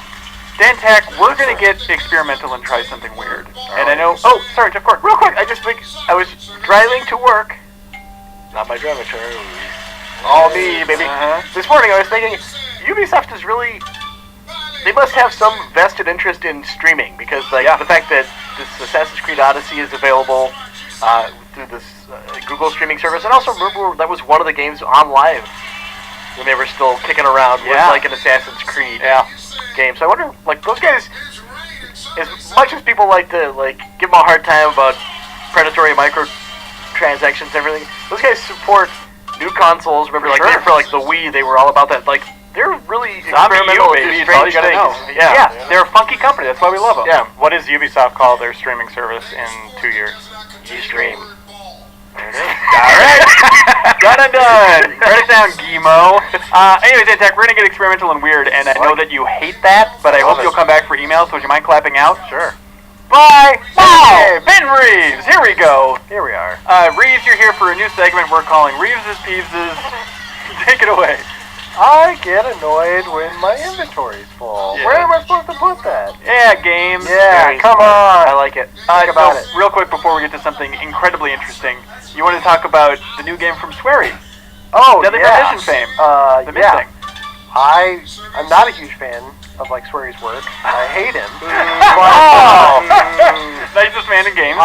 Yeah, he's a great guy. I played his new game. It's called The Missing. Yeah. J.J. McField and the Island of Memories. Really rolls off the tongue. Uh-huh. We did a new gameplay today, which you should watch. Okay. I think that game is cool. I gave it an 8. What It's is up it? on the site. It's like this side-scrolling platformer game. It's very reminiscent of Limbo in a sense that Oh, it's interesting. side-scrolling. A lot of weird things are happening, dark things, and the core mechanic is you have a character who constantly gets hurt or dismembered or Gross. bones broken, Sounds set like on trauma. fire, and you use those. You can incorporate that into the puzzles in different ways. Like if you set your body on fire, you can then light other things on fire and darken corridors, stuff like that. I think just the pitch of Swery's Limbo is probably the most appealing thing for that subset of a crowd that would be into this stuff. Yeah, but I thought it was cool. It came out of nowhere. I didn't really expect to like it, but yeah, it did. it seems like one of those that's primed for top 50 end of the year debate to be like, Yeah. hey, The Missing, You right know on that what? bubble. It's actually pretty cool. Yeah, So you should check it out. There we go. Okay, you know how we work in the video game industry. Reiner, you've been a Game Informer for how long? 24 years, Okay. 5, something like that. Yeah. I constantly find myself at least making the argument that, like, I think there's something interesting about every video game. Every video game has something worth talking about, right? That's my replay shtick. Oh, really? This guy makes fun of me for it. Why? What do you say? Never. Give the shtick. Never. That's pretty cool. Right! Exactly. All right. Well, what if we gamify it? Not only every game ever made, but gamify our ability as journalists to find something interesting about any game ever made. Done. Now, the beauty of Game Informer, going back to 1991, is we have a history of and a list of every game we've ever reviewed. Thanks to Margaret in production for finding that list and putting it together. Leo, what is the number of games we've reviewed technically? 7,724. Maybe there's a couple missing in there, but by and large, this is every game ever made. It's gravy. Well, every game we've reviewed at least. So, I think 7,000 games released a month on phones. yeah, true, but still. So, what we're doing here, we're going to call this working title Reese's Pieces. 2.0. Every game is interesting. Okay. We are going to, through a random number generator, each be assigned a random game throughout Game Informer's origins up until games that could have been released last week. Everything under the sun is in here. So that's Super Nintendo Genesis forward. Right. Then on next week's podcast, it's up to us to give like a book report style report on what's interesting about this game. Do we have to play them again?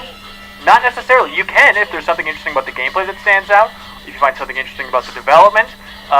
If you have anything interesting that's popped up in the community since that game has launched, finding the game's #1 fan. Wide open, whatever it is, and then we'll vote next week who has the most interesting stories to tell about whatever game this could possibly be. Jeff, Lose a round, lose a finger. Is that the rule? that is the rule. Also, here's the twist too. What? We each get our own game, which I'm very excited to find out what it's going to be.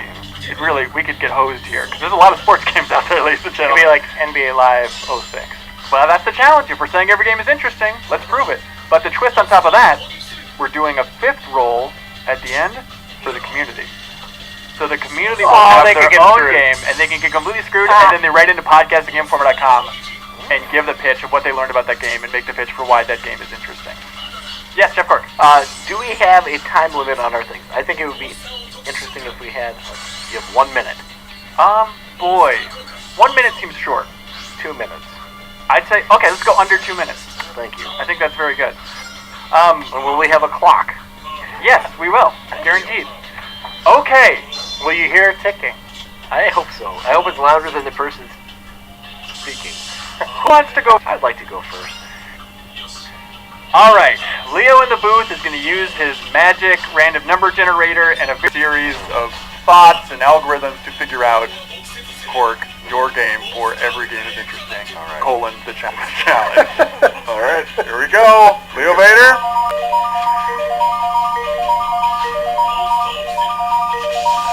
This is going to take 2 minutes. Doing it. I was joking about the 2 minutes. I hope this continues for 2 minutes while we're giving our presentation. I can't search for the number. I have to scroll until I get to it. Damn you, Google Sheets! Oh my gosh. Oh, here we go, baby. Oh. 1879. ESPN MLS Game Night. All right. Wait, one more time. What are those words? ESPN MLS Game Night. Major League Soccer? I assume. Oh my God. Do you have a Oh, review or any other data in that Excel spreadsheet? It was for PS1. Okay. If you could Gave get it an 8. Wow. If you could provide me something interesting about that too, off air, I would appreciate it. Wow. You got 2 minutes, Cork. Go. Wow. I loved that choice, Cork. I think that's a bold choice. I think Leo giving that info, though, kind of ruins it a little. Oh, I don't think Because that so. could have been one of the nuggets. That's so review? boring. I'd argue that's not interesting. But That's a good baseline. That's probably the best nugget there is. But I got an 8. How about ESPN MLS Game Night? I don't think so. I think it's huge. I'm saving you from losing by just bringing the review score. Reiner, Give me a game. all right, give him that game. Don't give us a number either. That's confusing. For Yeah, that was very I confusing. kind of like that, though. 18 I is like, this is a Civil War game? I thought it was gonna be an Anno game or something. Yeah. deeply sorry. Chasm. Oh, my God. That's so Reiner. That's crazy. Yeah, when did that come out? Like 2 months ago, I reviewed it. Like not that long ago. July 2018? Yeah. Did you like it? I liked it. Oh, there's your effect. Interesting. I didn't like it as much as the ESPN, I'll just say that. He's a big MLS fan. Yeah. Reiner. That's easy. We get a game that recent? It's a random thing. You're going to get them all the time. All right. Ben Reeves. All right, here I am. Say the magic phrase. Give me a game. He's gonna get Forza Horizon 2. Unquestionably the greatest. Nervous? Oh, yeah. Serious Sam 2. That is so good. That's good. Reeves, do you like Serious? Careful. Have you played Serious Sam 2? No, I've not played 2. I've played one of them, but I'm pretty sure it was I like those games. You have to play through it to its entirety. Maybe that's the most interesting thing is Here's playing the most the interesting ending. thing is my brother's name is Sam. Oh my God, but he's not so serious. He's a very serious guy. Leo Vader, give me that game. Not gonna top Serious Sam 2. That's a perfect random game. Wow, it is really doing something there, isn't it? The computer's thinking. Army I can't Man. turn that sound off.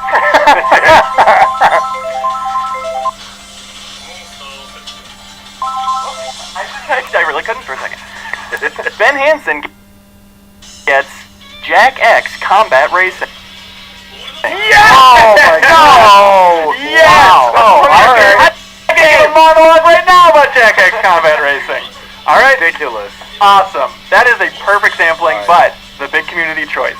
This is what people are going to write We're into not done yet. podcastgameformer.com. We're going to it'll be like a mini game club in a way. We'll condense everybody's thoughts. So the community choice, I think I speak on behalf of the community when all of us at the table say at the same time, give me that game! Oh, yeah, game.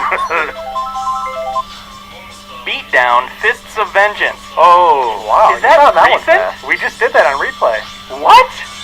Original Xbox scored a 5. Wow! That's right. crazy that we just did that on replay. Leo, are you trusting your random number generation skills? Completely. Wow. All right, right. here we go. Next week, expect full reports on Jeff Cork's ESPN MLS game night. Otherwise, we call it the F zone.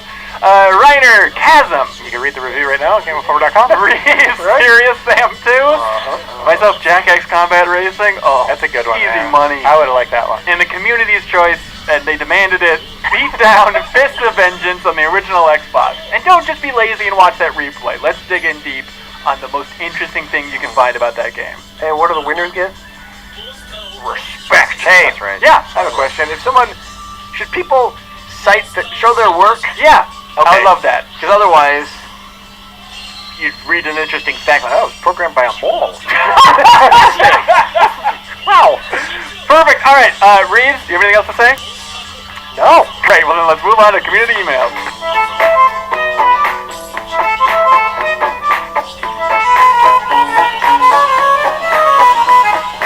And welcome back to the Game Informer Show. I'm still here. Everybody else is still here. Reeves was late by Tech. I've never seen you tackle him. I was like, I've had enough of this. Hey, same here. I've had enough of not having enough emails sent into podcast@GameInformer.com. Oh. Actually, we have a lot of great emails every single week. People are so great. They create the best content for Game Informer every single week by sending emails into podcast@GameInformer.com.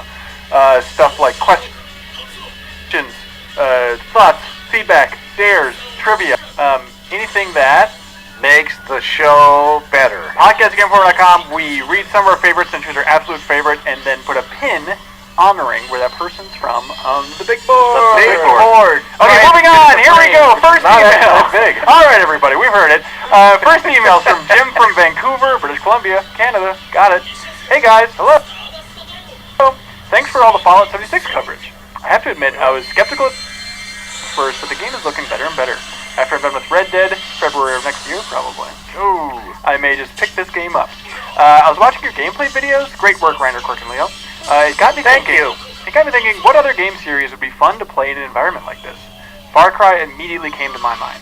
Imagine surviving in a shared world with a handful of other people, trying to lure them into traps and so on. There could even be an outpost mechanic, maybe something similar to Shadow of War. and players can find your outpost in the world and try to overtake it without being detected. What other games do you think could benefit from a similar Fallout 76 style treatment? Civilization. The real-time Civ. Follow with me here. Hang on, this is also your pitch for a Battle Royale game. It was! Will you stop trying to make real-time Civ action games, you creep? Alright, fine. It was. No, what's the pitch? Come on, here we go. No, so like, you have an open world, Yeah. tons of crafting, tons of survival stuff, and you go up through the ages, potentially, if you're allowed to. Like, you start off cavemen, right? You get this Empire Earth thing going. Maybe somebody gets up to, like, gunpowder, and everybody else in the server has to, like, rush them. Okay. Take all that, and then, like, they all fight it out. Sure. And kill each other over the guns. It could be called Baba Yeah You Too. Oh, wow. Nice. That's a deep cut right there. Is anybody still listening? Is anybody still listening? Far Cry conceivably could work. Yeah, Far Cry would be cool. It seems like that shared world thing. I bet I'd put money on the next Far Cry being more of a shared world experience. How about Ubisoft AC? isn't getting away from that. Yeah, they've done AC. co-op. Right. AC. That's a great suggestion. I think that would totally work. Except, would like the lobby be like everybody climbing into their own private animus? I hope we line up at the same time. No, it'd be the loading screen where everyone's running around in empty space. Think about it. They have their dignity. That's a great choice. I like it a lot. Jim from Vancouver also says, P.S. in the first gameplay video, Reiner's complaining that IGN is holding up their progression through the game. What made that especially funny for me is that I had watched an IGN video podcast just previously in which they talked about Fallout 76 as well, and the correspondent they sent mentioned he may have had some people angry because of all the time he took taking notes. Oh. You were the angry person? Yeah, I was yelling at him. It's like, we got 3 hours, man. Yeah. It's in there like 15 minutes. This eyebrow kind of looks like... No, that's not it. I think I know what this podcast is going to be called. It's going to be No, called that's pretty funny, actually. IGN dissing, I think, overall. Yeah, we made fun of IGN through that whole video. Oh, good. Adversity. Luke from Holland, Michigan. Dan, is that where you're from? Not from Holland, no, but I know where it is. There we go. I know where it is. You know anything about it? My cousins are from Holland. They got Michigan. flowers there. Wow. Luke says, hey everyone, the last console generation will be remembered for games franchises such as Call of Duty, Gears of War, Uncharted, Assassin's Creed, Batman, Bioshock. What do you think this current generation will be remembered for? Bloodborne. It's not. Well, that was already. It's current gen? I know that, but technically I feel like the Dark Souls thing, that was already last gen. Spider-Man? No. What? No. I think this generation, in the annals of history, will go down as PUBG and God of War. Those are going to be the two biggies. Fortnite? Certainly Battle Royales, I guess Fortnite. I guess we'll let it in. Battle Royales. We don't know. Okay, We don't know sure. where the dust is going to settle. Oh, you think Blackout? I don't know. That's interesting. That's interesting. It is a game changer with those controls. Like, whew. No doubt about it. Oof. What else is there? Are we missing anything that's going to be the big... Well, if you're talking about like a genre shaper, yeah. Battle Royale, what do we have? MOBAs. You want to count those this gen or are they last gen? That gets Kinda messy. last gen. PC stuff PC, is messy, yeah. yeah. I would say Breath of the Wild, but I don't think Yeah, it's Breath of the Wild. Switch stuff, for sure. Just Switch stuff in general. And then Spider-Man. I guess we have to include Wii U as well, because if it's technically... Wait, no, that would be last gen. I don't know. The Nintendo generations are so confusing. Yeah, they're to not map real. out. Yeah. But yeah, there we go. So we have Mr. Hardy. He writes, Seattle's own Mr. Hardy. Ooh. Says, hey, best one-and-done game. That is, a video game which is not part of a series, nor did it spawn the sequels or spin-offs. The wife and I thought way too long about this and only came up with Eternal Darkness on the GameCube. That's such a good one, though. What's your favorite one-and-done? Bloodborne. Oh, done! Yeah, Probably. I mean, we don't know, but... Sony's going to back up a Brinks truck of money at some point. You think so? Yeah, I think so. Gotcha Force, obviously. Oh, what is Gotcha Force, Jeff Court? Gotcha Force is a Capcom game. Terrible anime cutscenes, but you're a little guy in a big world, and you're like a little capsule toy come to life, and they've got like a bunch of different ones in like little theme packs. So there's like a whole like soldier guys, and then there's another like little mecha, and you run around and fight each other. It's really fun. I really wish that was your game for Every Game is Interesting, the challenge. Or Chibi Robo, but yeah, your eyes would have exploded out of your head. yeah. I'm going to go with Illbleed. Oh, Wow. Yeah. Oh. Even though is it technically a spiritual successor to Blue Stinger? There's some Doesn't relation. matter. Yeah, Okay. there's some characters that show up as corpses. Yeah. Right. Dox okay. Bauer. Did a super replay of that beloved game. If Oh, you want to man, watch that so good. mess. Cork Goes to Hell. Cork Goes to Hell. Remember that? It's a level. Level. I mean, like, Sexy doll. yeah, it looks like there's like a Woody character in it from Yeah. Toy Story. It's got everything you need. It's brilliant. Brendan from Jersey City, New Jersey says, "Hey crew, what game or a moment from a game did you play as a kid that really freaked you out?" For me, it was Resident Evil 1. Yeah, the first time dogs jumped through the window, I was gonna use that. like, you're not used to that in video games, and that, like, Jump scares? seriously knocked everybody out of their seats. It was just like, what is happening? Actually, before the dogs, I think I played RE2 before I played RE1. So I was the thing on the crawling on the roof of the licker? Yeah, the licker. The first licker that you see. Yeah.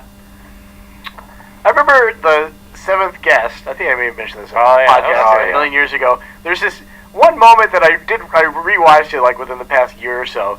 I was like, I don't know what happened with me, but like, there's this painting of like a little boy, and like you look at it, and then like there's like a dialogue like, if you think I'm scary now, you should see my teeth, and then like the painting morphs a little bit, and it gets like these creepy fangs. No. And this is, I don't know. At the time, it was like, ugh, I don't like to look at that. Give you an 8th guest in your pants. Fatal Frame. Like, Yes. seeing ghosts through that lens. I don't know what it is when you bring up a camera, like your intimacy with the game. Revealing the hidden Yeah. world. That is exactly my choice. It's in Fatal Frame 2. It's the ghost. I just remember she was coming down the stairs. Is it the one with the broken neck? Yeah, she had the broken neck, like she hung herself, and it's so effed up. This is when I had to stop playing the game, because what she says is the scariest thing a ghost can say, where she was like basically asking for help. She was just going, "It hurts me, it hurts." Like talking about how much pain she's in. F that. That is That the one's like scariest idea. that one's a jump scare, right? Too. Like she falls, like could with a be. scream, and then lands. I think. Yeah, but that stuff's less impactful than her like describing how much pain she's in forever. Oh, Oh, the Silent Hill 2. Who's it that's on, like, the memories of being on fire? I don't know. Vaguely remember. Oh boy, it's been a long time. It's been a long time since you're on fire. Derek from Duluth, Minnesota, Jeff Cork's country, Oh. says, "Hey GI, what are your favorite spoof games to enjoy during this time of year? Can Spice and Kisses." Juon, the import of that, the Yeah. you guys The, seen that? the Japanese version? Yeah, has the scene, like for me personally, involves the bed and the demon. And that's like a safety zone where you don't, like, she's in bed and then like the covers start to rise at the foot of the bed. Ooh. And I mean, you can see it's like a human shape coming for it. It's like, okay, screw that! Because it's so relatable. But then she like, oh man, Yeah, but That's it's like, effed up. yeah, that movie's scary as hell. Oh my god. Dantech, you're a big horror connoisseur. I am. Amnesia game. That's the one I'll pick. Amnesia. Right, and I would have picked Amnesia, except now I pick Visage. Yeah, Dantech says Oh, yeah. Amnesia can wipe his ass. Okay, we were just talking about the camera, like Fatal Frame. There are elements of that in Visage. Not Okay. except it doesn't protect you, which is even better. Oh. You can't actually fight it with it. You just have to use it to see. I don't know. I go back to the old school stuff, like Texas Chainsaw Massacre, the original. Really? Exorcist. This is just like, Exorcist is scary. yeah. Yeah, It's really difficult once you become like you see every horror movie, right? It becomes difficult to find good stuff anymore. Like, especially these days with all the found footage stuff. Like, everybody's just like, hey, let's make a horror movie. Let's make Blair Witch or what was the new one? Paranormal Activity 7. Quiet Place? What was that? Yeah. The Quiet Place? Yeah, I thought that was pretty scary. Okay. Like, really intense. Hey, good one Dan, to watch. you said New you're one? going to watching Fallen on the flight? Did that was Yeah, that was spooky, all right. The raptor crawls in that lady's raptor. Oh, that scared me. Yeah, I was watch talking. that on the plane. I asked Hanson, yeah, give me the choices you gave me though. Yeah, right, because you've been telling me to see both movies, right? So I had Jurassic Park, which I haven't seen yet, so this is awesome, I love it. And then Annihilation, which is another one Hanson had recommended. The sound design in Annihilation is so important. Don't just first 20 minutes of Annihilation are crazy. You think of Arrival, or you think of Annihilation? Annihilation. Okay, I always get those two confused in my mind, but yes, both excellent.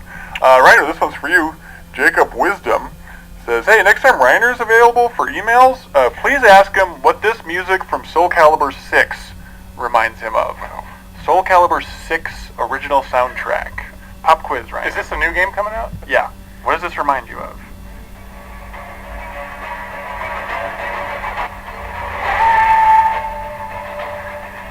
Farscape! I guess Soul Calibur 6's soundtrack sounds like Farscape. How close is this to Farscape? Pretty damn close. We all could play Farscape, right? Oh, we just played it not too long ago on the podcast. It's so good, though. It is a top-notch theme. Cork, have you heard the Farscape theme? Oh man! All right, treat. all right, let's do it one more time. Make sure you get it without the voiceover. Right, this needs to be pure Here comes some instrumental. dumb puppets. Because it's like a Jim Henson story. Yeah, Jim Henson's great. I saw part of it while flipping channels. I was like, My name is John Crichton. Ah, he's got the. I was describing it to Nick Aarons. I'm like, yeah, this stupid show. This guy had like a bondage mask, and there's like a dumb What? puppet on a space What machine. is this? Like he had weird straps and stuff. He's like, that's Forrest Gump. That's my favorite show. It's the best sci-fi show ever made. Wow. Hold on, wait for it. This is pretty good right now, right? Yeah, that's great. Soul Calibur good. This would actually fit. This would fit in a Soul Calibur. It too. Here it comes. Oh, not yet. Okay, but it's coming. It's coming. I'm like, soul still burns. After all. Team hunting.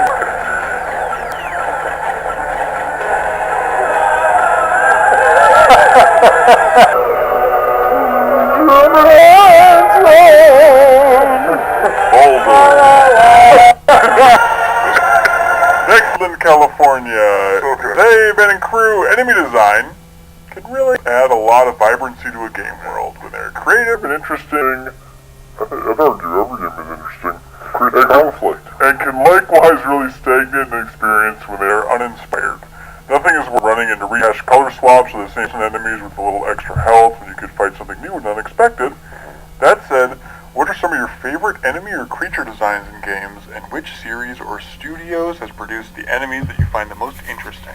I feel like a bit, Dark Bloodborne. Come on, Hey, seriously. Dan. No, Yeah, it's your great Turtles fights. It's the best. Good variety in enemies. There's no doubt, it's the best. We did the replay last week. On Dead Space, I forgot about Necromorphs. Yeah, Necromorphs are fantastic. Oh, really? Yeah. What do you like about them? I like that they start with like a human being as a template, and then they're just burnt and stretched and Yeah. pointy claws. Yeah, Also, just tails. like the way you interact. It's such a dumb, simple twist for a video game, but like, don't shoot for that. Cut off the limbs. It's a fun angle. Yeah. On the completely other side of the world and universe here, Dragon Quest XI, the enemies and the creature design of that game, because I love Toriyama's art, it looks silly and it looks so good. There's called Professorus, which is like a dragon that's wearing like a graduation cap, and there's one called the Headless Honcho, and it's just like the Toriyama art of like a headless sheep that's just a face. It's badass. What I find so fascinating about the game, and I know I talked to you about it, it's just like me, and I'm like 40 trip. Q1, 2, 3, always. It cutesified and in 3D. Yeah, see, isn't like the golems and all? Yeah, it looks so good. The artistic highlight of that game is just seeing those creature designs. Are you enjoying it so far? Yeah, I'm hoping it picks up, but yes. Okay, around the 40-hour mark, something big should have happened. It hasn't happened yet, so I'm like right there. Okay, as long as you know about that, yeah, it definitely picks up in the second half, but I got to the first ending in the game, and I'll finish it and finish the second ending or the Christmas break. That's my plan. But I loved it. I beat it in like 55 hours, something like that. Hey, I got a question for you about enemy types. Yes. A little off the beaten path here, but Sure. why don't they change the size of them? Like, they're all 6'2" or whatever. Why don't they have different sizes of enemies? Just to change a little. They're all stormtroopers, right? It's like like- the same size. They don't want to make you look down, right? Yeah. It's really annoying. You're talking about like enemy general? Yeah, just like even if you have the same body, why don't you put a little weight on one or shrink him or make him a little taller? Probably just hitbox issues, right? Like it's janky if you're just like slicing But it's the somebody's same shins. hitbox.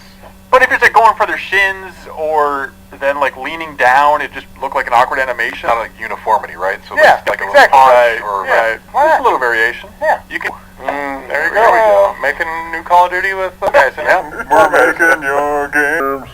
Sam Buckingham from Folkestone, Kent, UK.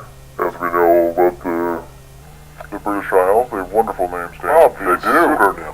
Hello, Ben and GI. Oh boy, Dan, what is this word? Croupier. This thing? It's Sounds French. It's like Jack Dealer. Oh, thank you. It's neat question. Despite the fact that I'll write reviews professionally and good, right? Do you ever leave? Okay, here's an interesting twist. Do you ever leave additional reviews on platforms such as Steam for those games that you're really passionate about? No. I find myself reading little positive reviews across various sites for smaller games. The only thing I will review is when, like, Google will ask, like, hey, you were just at Burger King. When you leave a review to help other people out, I always say, I write the review, and it's always, it is Burger King. That's a good review.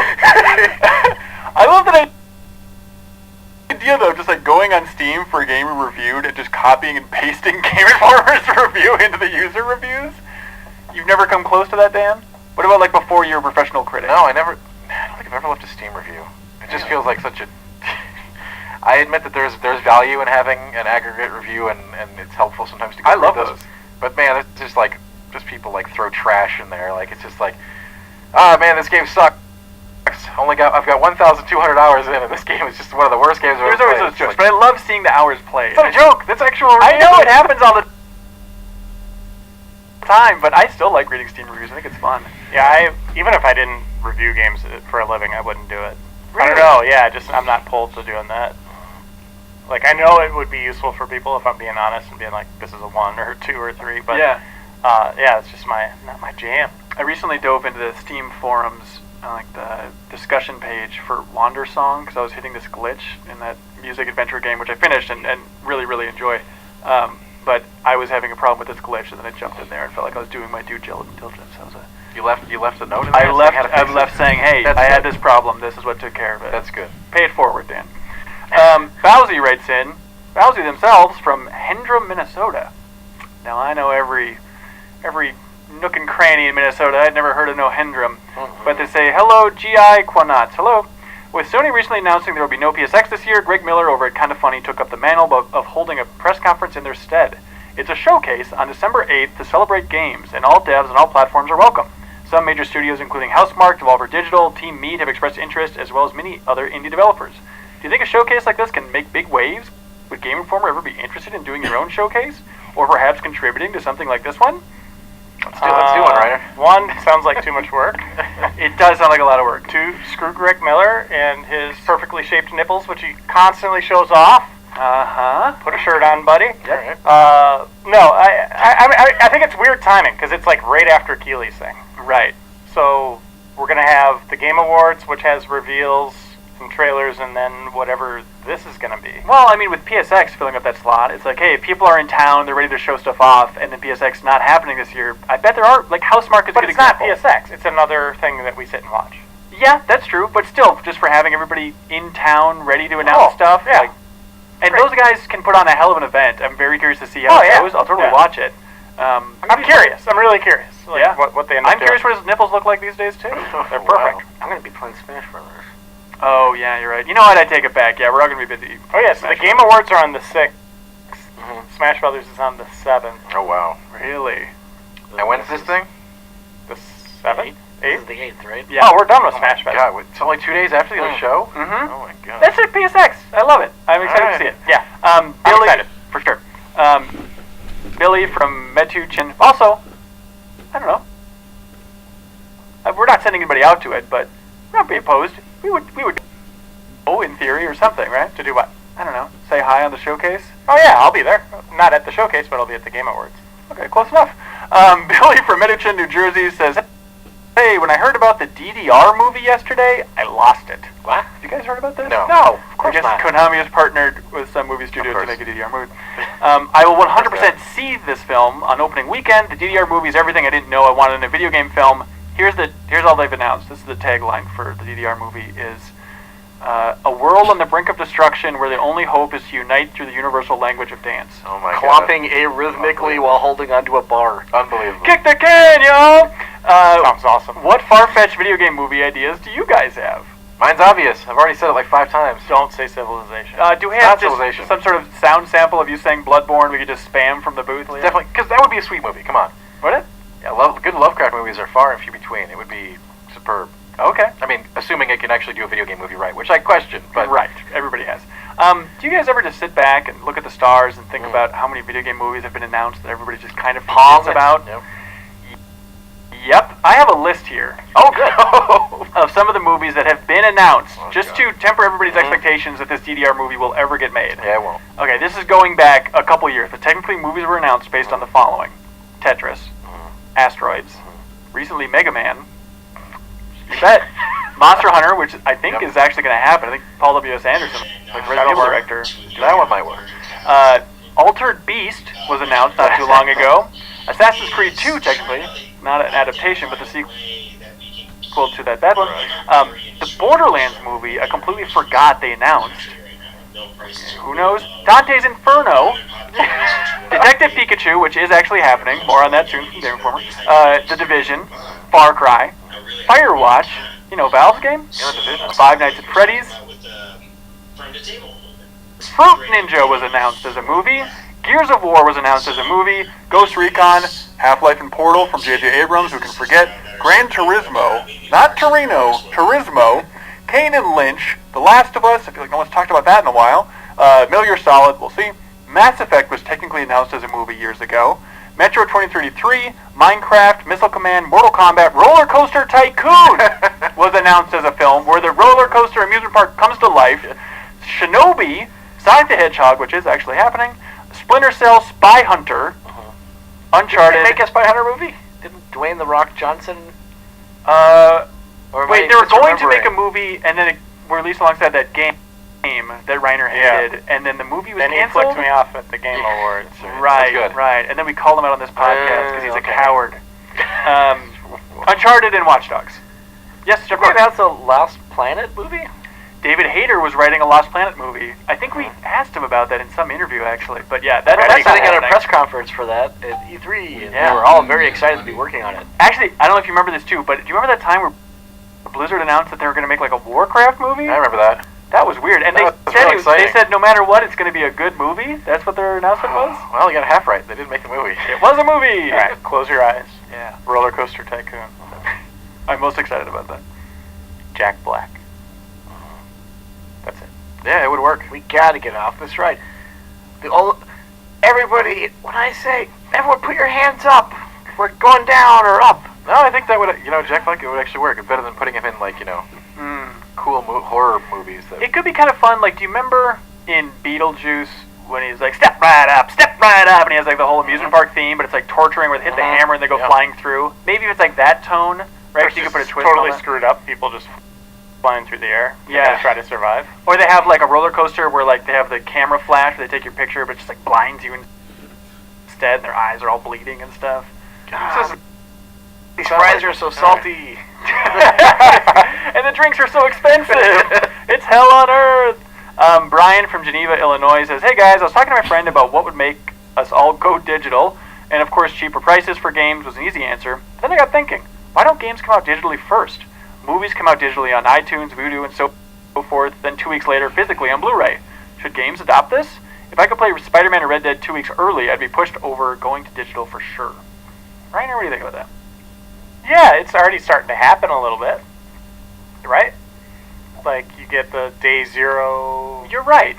I Day guess 15 edition. And there's no like physical option for that? You don't have to worry about it. Until certain points, yeah. Sometimes digital hits or physical hits at the same time, but a lot of times digital's first. It's not like movies where it's like a week early every time now. Right. Every time, right? Like for everything. Yeah. I wouldn't be surprised if it gets there. But you're a big physical guy when it comes to movies too, right? Yes, because I have people that check out movies from my house. Reiner Flicks. What you call it? They drop it through the mail slot? They do. They just throw it through my window. Ryan from Fargo, North Dakota says, here's a little game. Uh-oh. Tell me, Ben Hansen and all the listeners out there, which things that are making... Ryan said Jigsaw? See, exactly. That's exactly what I was thinking. Let's play a game. Which of these things do you think? Okay, so which of these things do you think are more likely to happen first? Classic Game Informer show game. Ready? Yeah. The announcement of Final Fantasy 16 or the release of the Final Fantasy 7 remake? The release of the remake. Announcement of 16. Yeah. Wait. You said yeah, but I think we're on with it. I'm thinking the release of FF7 remake is before. Oh no, 16. I think the announcement of 16 is closer than you think. I do too. Yeah. Same. New James Bond video game released on consoles, or a Fortnite movie released in theaters? Fortnite movie. Yeah, the Fortnite movie for sure. Over a Bond game? Yeah. I guess who would make it? Activision? Do they still have that license? Activision and EA both kind of failed out of it, right? Yeah, I guess so. That Fortnite movie is coming no matter what we do. Yeah. Maybe Ubisoft? They haven't touched it yet, right? Yeah, they just pass That the we know of? licenses around like Tetris, I think. Yeah. Everybody gets a crack at it. A new Castlevania for consoles or a new Metal Gear for consoles? Metal Gear. Castlevania. Yeah, Castlevania. Castlevania, but I'm thinking about James Bond again because they could just use the Splinter Cell engine for James Bond. It would be perfect. All right, here we go, Dan Tack and Reiner. A new game in the Overwatch universe, sequel or spin-off, or Hearthstone comes to Nintendo Switch.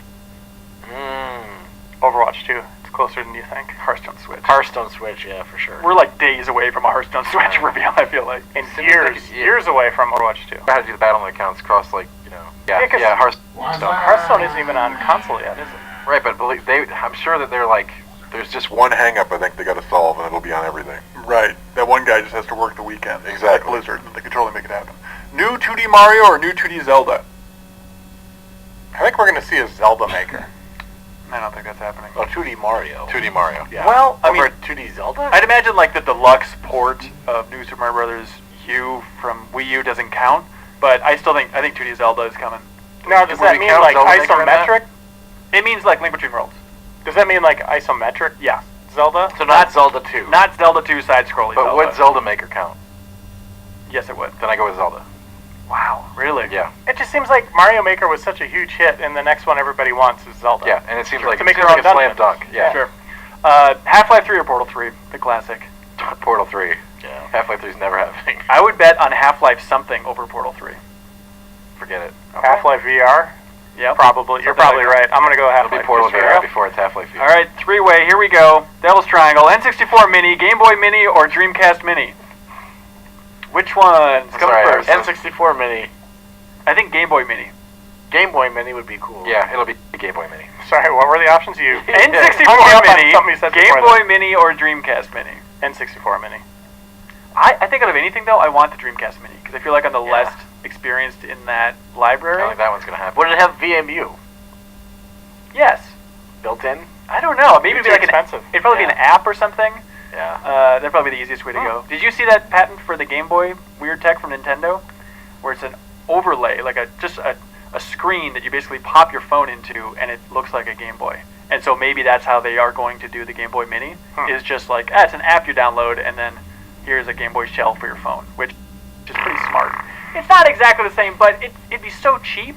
Exactly. You can get a Game Boy Mini Full for stop. $10, like, done deal. So cheap. Forget about it. Just give me a little about it. Game Boy. Give me a little Game Boy. Right? You heard the man. A Game Boy. Graham from London.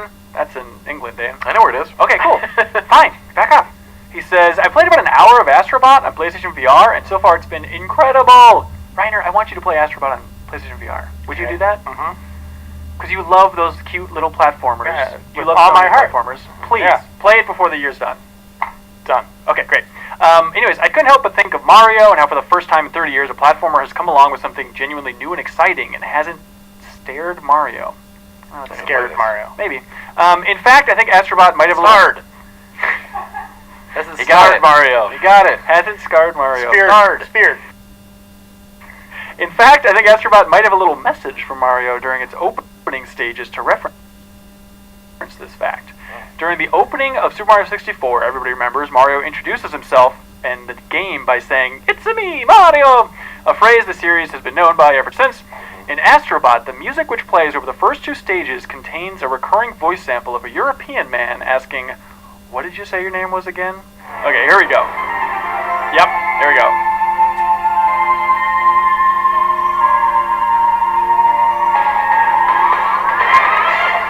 What did you say your name was?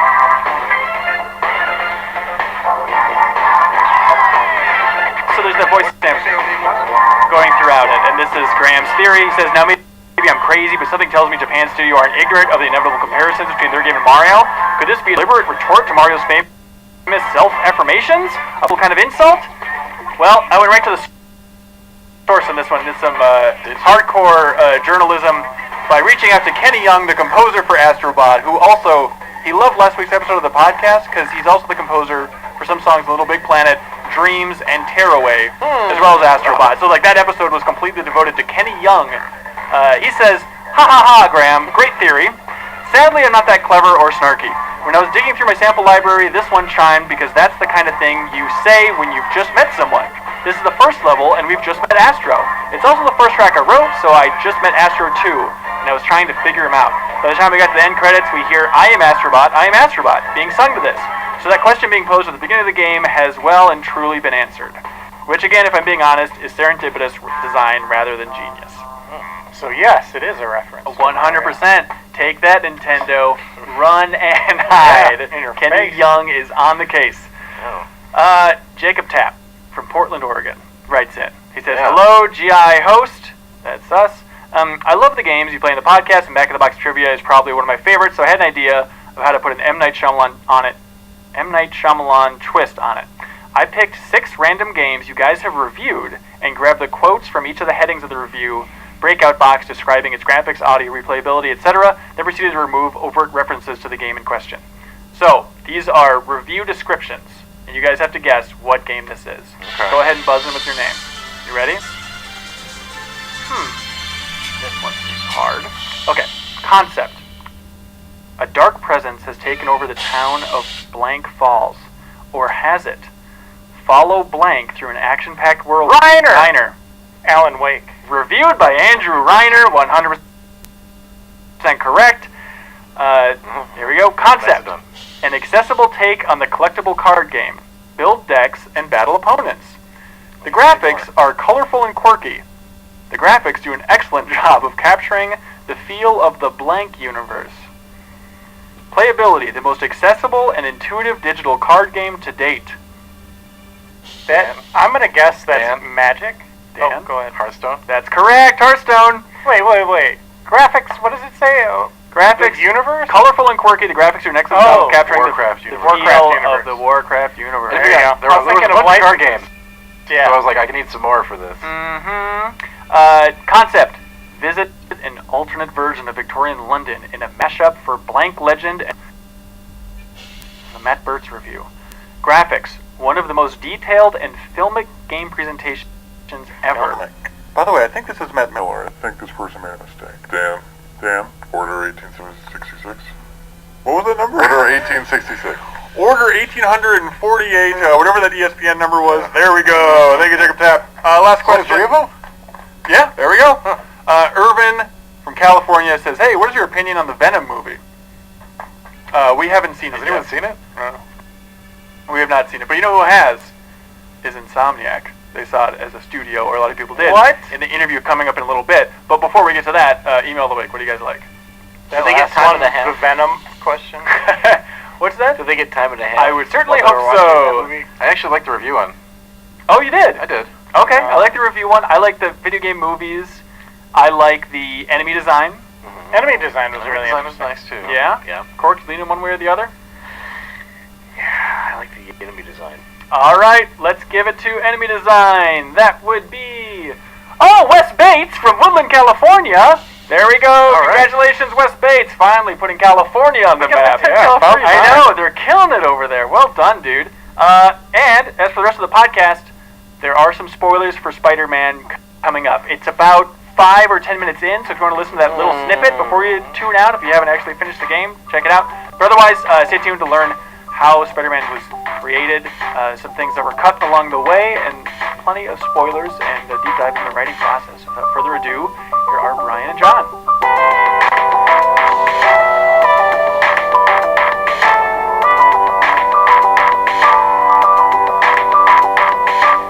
John and Brian, welcome to the Game Forum Show, guys. Hey, for having us. Oh my gosh, it's an honor to have you. We have talked a lot about Spider-Man on this podcast, not only with the cover story and all that stuff where it was just a gush-a-palooza, but then with the Game Club, like, so many emails, so many people wrote in, and it turns out, I mean, I would say the ratio, I don't want to kiss your ass too much, the ratio is probably 98% positive to 2%, maybe, like, I don't know if I'm that into this game, but people, good God, love your game, so congratulations. That's great. Thank you. what has it been like? I mean, just the news alone of it being the fastest selling, PlayStation exclusive? Is that the official branding there? I think so. Yeah, it was like 3.3 million in 3 days or some as a reporter. It was pretty crazy. I mean, did you have any expectations on your end? Did you have a number written down on a napkin or anything like that? No, I mean, we talked about it in the halls, and we were curious, but you never know with these kinds of things. Like we've worked on games where, it didn't sell nearly as much as we thought it should. So we try not to get too excited about it. Yeah, I mean, I think for us, I mean, obviously we knew being Spider-Man, it would be a big deal. I don't think we understood the phenomenon, though.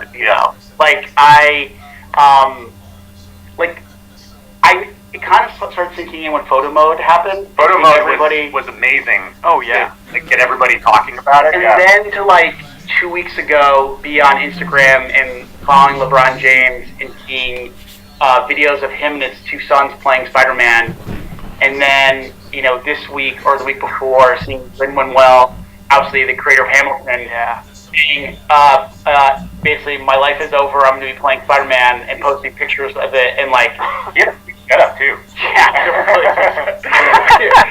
He had a free setup. I think that's the kind of thing that I just didn't. I knew, and Neymar in the game, so not just hitting people here, but hitting people all across the world, and whether it's it's family, and so many families. I think it was one post was saying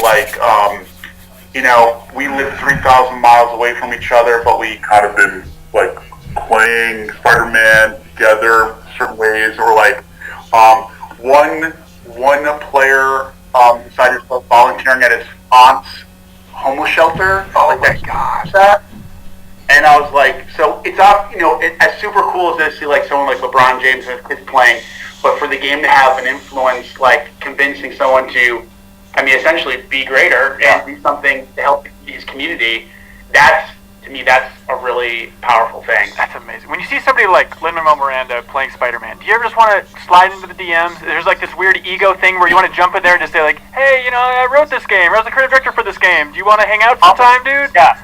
I wanted to ask LeBron if there's any tickets for the Lakers that he might want to give us. I just wanted to sing Lin-Manuel. I want to say it must be nice to have Spider-Man on your side. And take one of the lines from the musical. But yeah, to me it's just I would say it's just I probably have said the word surreal more than anything over the last month. Yeah, and see it, and it's not fading away. People are still talking about it. Still, people are discovering things about the game, and to see it have that much of an impact right away, but then have legs has been pretty tremendous. I'd imagine. I have no idea what your guys' next game is going to be. I can't possibly imagine. But I imagine in your minds there must be this aspect of we need to remember what this is like. We need to remember how sweet this is. Is it just pure bliss and you're just trying to capture the moment and write little notes for yourself of how it feels? Well, I'll tell you a funny story. So, you're right, we should. I know I don't enough, because I remember waking up the morning the reviews came out, and I was really happy, so my wife, she's a saint. She woke up really early, went to the gym because she knew the reviews were hitting around 7, 8 o'clock. So she gets back so I can look at the reviews with her. And I see the review scores because they all kind of went live pretty quickly. And I kind of nod. She's like, "It's good, right?" And I kind of nod my head going, "Yeah." She goes, "I'm going to punch you in the face." And because it was really great. And I think that you kind of can lose perspective about how well it's being received, and you do have to sit back and enjoy it a little bit. Yeah, I mean, I haven't worked on a ton of games that have scored this well, and been received this well, so it is nice to think about that, but I like to think about all the times as we were making it where we were like, oh man, this isn't working, we gotta fix this, we gotta make this better, those are the things that I want to remember for the next game, because it's rare that you get an opportunity to make a sequel based on something that you already made. So if you do get the opportunity to work on a sequel, it'll be great to take all those lessons that we learned from the first one and apply them to another one. Yeah, for sure. John, your history is really interesting. I think I had no idea what to expect from the writing in this game, and that was like a big recurring theme throughout our community discussion. It's like, hey guys, this writing's a lot better than I was expecting. Not that your name doesn't, have a certain level, but it's just like, man, this is hitting me so much harder than I expected from a Spider-Man game. What is your history in the industry? I saw that you worked on Jurassic Park Trespasser, which is incredibly interesting. Yeah, I was a lead tester on that one. Well, my history is I came to Los Angeles to go to film school. I went to the graduate screenwriting program at USC. And, when I was there, I was like, all right, I'm going to be a movie writer. But I got a job as an intern at DreamWorks Interactive. And I was like, wait a second, you can have a career in games? This is kind of cool, Yeah. And I've been in games since. I was in the late 90s. And worked on a bunch of different games since then. John is the hardest working person I've ever met in my entire life. Get out of here. Yeah. No. What does that mean? Does that mean late nights or just revisions, or what does that mean? What does that mean, Brian? Okay, so we were in. Okay, I'll tell you two stories. First of all, I mean he puts in the time. I mean it's 100%, and he's also one of the most collaborative people I've ever worked with. Just in terms of like, okay, what's the feedback? How do we make it better? But John is always dialed in. We were at, was it Comic-Con? Waiting for the Hall H panel. Oh, yeah. And he's literally in the corner, literally writing stuff for, I think it was DLC, or it was for the end of the game. It was for the end of the game. Yeah. And then we were in New York, and it was the week or two before launch, and whoever thinks we were done with DLC, we weren't, because John is literally in the corner of the room while the event going on, working on his laptop. He's always engaged. He's always trying to make things better. And I feel really guilty that you work. That's just because I'm antisocial. Yeah, you're not though. You're not. I'm wondering, is that something where it's like, especially a Comic-Con situation where that community is focused, man? Is it just a matter of like, just dealing with anxiety, I just need to do what I do best, which is sitting in the corner of the room typing Mary Jane dialogue? It was sort of that, but also there was definitely a deadline at that point. Yeah. And I think that the key for us on Spider-Man was, this is one of those games where we finally got the opportunity to not ship first draft stuff. I'm a big believer in writing is rewriting, and we got the time and the opportunity to really hone a lot of the scripts that we made for this game, and it really has become an ingrained part of our process. So, that, like working at Comic-Con or wherever, that is just taking the opportunity to say, okay, we've got something that we could ship, but how do we make it better? How do we, continue to iterate on it? Like John posted on Twitter this weekend, he said, hey, we have a writer position open. I retweeted it saying, come join us. Let's write together. And then we will write. And rewrite again, and rewrite again. Yeah. So what afforded that luxury? Is it just production schedule? I think part of it is production schedule. Part of it is that we had 3 writers on the team, me, Christos Gage, and Ben Arshman. In most of the other games I've worked on, I've been the only writer. So, I also think the industry is just moving to a place where we all recognize how important story is. Yeah. And so we do have to invest the time and the effort to make it as high quality as we can. And story is one of those things that it trickles down to all the other departments. So when you say, okay, we want to, adjust this story, be whatever, we might be throwing away thousands of dollars of mocap footage that we already shot. So that becomes a discussion at the highest levels of, can we afford this? Or, do we really want to do this? And, thankfully, folks on this team said, yeah, let's do it. Let's make the best game we can. Yeah, Brian, I heard you in interviews talk about how you had to be more flexible on this project than you've had to be on any project in the past. Why were so many things thrown out? Why were you guys rearranging so many things for this game? Well, I think part of it is that we had never made a Spider-Man game before, so it's just the learning process of understanding who the character is. I mean, obviously we were all fans, but like being a fan of something and then making something based on it are two different things, right? And when you think you know how the character works in the situation or what he should sound like, you don't know it till you know it, kind of, fortunately. And I think that we did want to get it right, and it just, sometimes at the end of the day, you just don't know if it's going to work until it's actually in the game. And we try to limit that because it's really expensive when you do that. But I think this game, that process of like throw it in the game, see if it works, try it out, is the way we did it this time around. But I think that kind of helped us understand the voice of the character, tone of the game and the universe. And now moving forward, like on DLC, I think even though DLC is, we're working really fast, we have less of the rework because we already kind of know the voice of the character that's hopefully want to establish.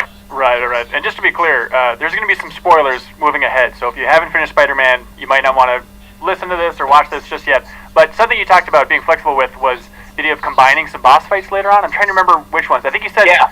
Okay, yeah, it was like the Vulture fight that you threw together. As we were working on the game, we had our Act 3, so everything post Prison Break. And originally it was we had more missions with Rhino, Vulture, Electro that were outside of what you saw in the final game. But what happened was that we were kind of running out of time, and it felt like a lot of fluff. It just felt like a lot of fluff. It didn't hit the quality bar. At the end of the day, we wanted to say quality is the most important. Whether it's 20 hours, 22 hours, that doesn't matter. It's how do we make the highest quality experience. And what was really awesome was that I feel like, so what we ended up doing was we started trimming down these extra missions or activities and started condensing things. And the beauty of that is like things like the Electro Vulture boss fight was actually ended up being way better than having two separate fights that we were going to do. It tied better into the story, the flow of Act 3. So almost like the constraint actually ended up making for a better product at the end of the day. Was that, do you think, the biggest shift overall? That late in the process, or were there some other big swings and big axes? Well, there were a couple of things, like I think early last year. Wait, what year is it? Is it 2018? Yeah, I know. Blurring together. Yeah, I think it was early last year. We made some changes to some of the arcs. Strengthening the thing. I think it was strengthening certain relationships and arcs, but then the fact that now we had more of the story there, looking for opportunities for more humor. Oh, interesting. Okay. Things. So actually, like, it's not that we didn't want the game to be funny, but where were the right moments? And I think that one of the things that John and I decided early on was he wasn't going to be a quick machine like that. Like, this is not a 2-hour movie where you can be very strategic with the quipping. We have a 20, 30, 40-hour game depending on how you play. We're never, like, he's a very talented man, but I don't want him to try to write 50,000 quips because it's just going to feel, they're all not going to be good. You remember the bad stuff. So he said, hey, let's go more situational humor. And then so we looked at the story that we had. We go, well, where are some moments that we can change things or maybe add something that'll add to the humor? For example, the scene in the middle of the game where he's cooking for MJ? Yeah. Originally, the end of that scene was her turning around and he was gone. And John and I had the idea, or I don't know who knows who it was. I'll take credit for it, right? Can I take credit for it? Okay, I'll take credit for it. Was that, well, what does he always do with his clothes when he changes? So you actually see him, like, he's just about to hop out, and she goes, did you just leave all your clothes in the kitchen? And you actually see him go grab his clothes, and then Yuri, the voice actor, did the walk. That's super good. That was Yuri. So that was something we actually added relatively late to just find opportunities. And I feel like, and what I think what the Marvel movies have told us is that you can use humor at the right way to reduce the tension. When things are getting a little too serious, a little too dark, we can hit it, not remove it, so removing the stakes of the experience, but then just kind of level things out a little bit. So you don't really, at least for me, I'm not smart enough to understand that until we had more of the game in the and that's, Brian said something about the Marvel movies. What I've heard from people about those is that they tend to do a lot of reshoots after they shoot the main story. Yeah. And I think they know that there's some things you're just not going to know until you get it all laid out of you. And there's little tweaks that you do to the story, to the tone, to characters, that if you're able to do that, it'll make the end product a lot better. And the thing was, and sorry, I know we're answering this question. No, that's great. What was awesome was that we had that discussion really early on in the beginning of the year, and we went to Sony saying, hey, here's what we think we need to do. And you know what their thing was? Their question was, well, is it going to make the game better? And I was like, yeah. And they were like, okay. And that was the last discussion we had about it, and we just worked with the producers to get it done. Like, there was no debate. There was no how much is it going to cost. They just said they just want the game to be as good as possible, and Sony just let us run with it. So, like, I know everybody likes to ask us how awesome it is to work with Marvel, and it is great. Bill, Mike, and Eric and those guys, they're my boys. I love them. But I think it's really important to remember to people, like, this game isn't possible without Sony and PlayStation. I'm confused about their relationship, because listening to other interviews with you, it very much seems like Marvel and Insomniac partnered up, right? They were the original duo, and then PlayStation came on board after that? No, not even close. Okay. No. Actually was PlayStation coming to Insomniac going, so PlayStation was talking to Marvel, and then what happened was PlayStation came to Insomniac saying, hey, would you ever be interested in working with Marvel? And then what happened was Ted talked to a couple of us in the studio, then talked to the entire studio about it, and when he realized how much people were excited about it, that's when things started getting rolling. So really, it was PlayStation who started this whole thing. I mean, obviously Marvel, I'm sure Marvel was, in the loop of, like, approaching Insomniac. I don't know what those conversations were like. Right. But there was a conversation with Marvel and PlayStation first. Then, about them working together, and then it was Insomniac. At least, that's what I believe it was. It wasn't about, we never talked to Marvel first. It was always Sony coming to us. And did they go to Sony then, or is Sony and PlayStation tied in then because there's still some legal tie-in with the Spider-Man character itself? Or? Absolutely nothing to do with the movie stuff. So anybody who thinks it's tied to any of the Sony picture stuff, it's nothing. Has absolutely nothing to do with that. And I'm still in the dark about this one simple thing too. The idea of, is this 1,000% self-contained? Because obviously in the game there's the joke about, like, oh, I think the Avengers are on the West Coast. Is it 100%? That's pretty funny. So yeah, I think you have to ask Marvel about the Marvel. I'm sure you want to ask about the Marvel gaming universe. That's what everybody's asking. Of course, yeah. Here's the thing: is we could not make the game at this point thinking about the larger universe. I said this in previous interviews. When early on, even before John was probably in this project, I was having really early discussions with Mike and Bill. Mike Jones, the executive vice president, or executive producer, vice president of Marvel Gaming, and Bill Roseman, who's the executive creative director. And our thing, they were new to Marvel. Bill had been at Marvel for a long time, but Bill had never been on the gaming side, and Mike had been a game developer for a while and moved into Marvel. And when they were hired by Jay Ong, that was a new group, and we kind of talked about, they want to make big big console games, and we talked about, it's like, we got to get that Iron Man. And what I mean by Iron Man, I don't mean like the start of a universe. Right. It's like the start of, like, the Marvel experience that you expect from a console game. It wasn't about the start of a Marvel gaming universe. It was about the quality bar that we all expected from those games. So I don't know. That's a question for Bill and Mike and Jay. But for us, it was just about giving fans the best Spider-Man experience they could ever imagine. Yeah, that's a great answer. I still feel like you saying that's a question for Marvel. That doesn't rule it out, which seems crazy. I think everyone's under the assumption that it's ruled out at this point.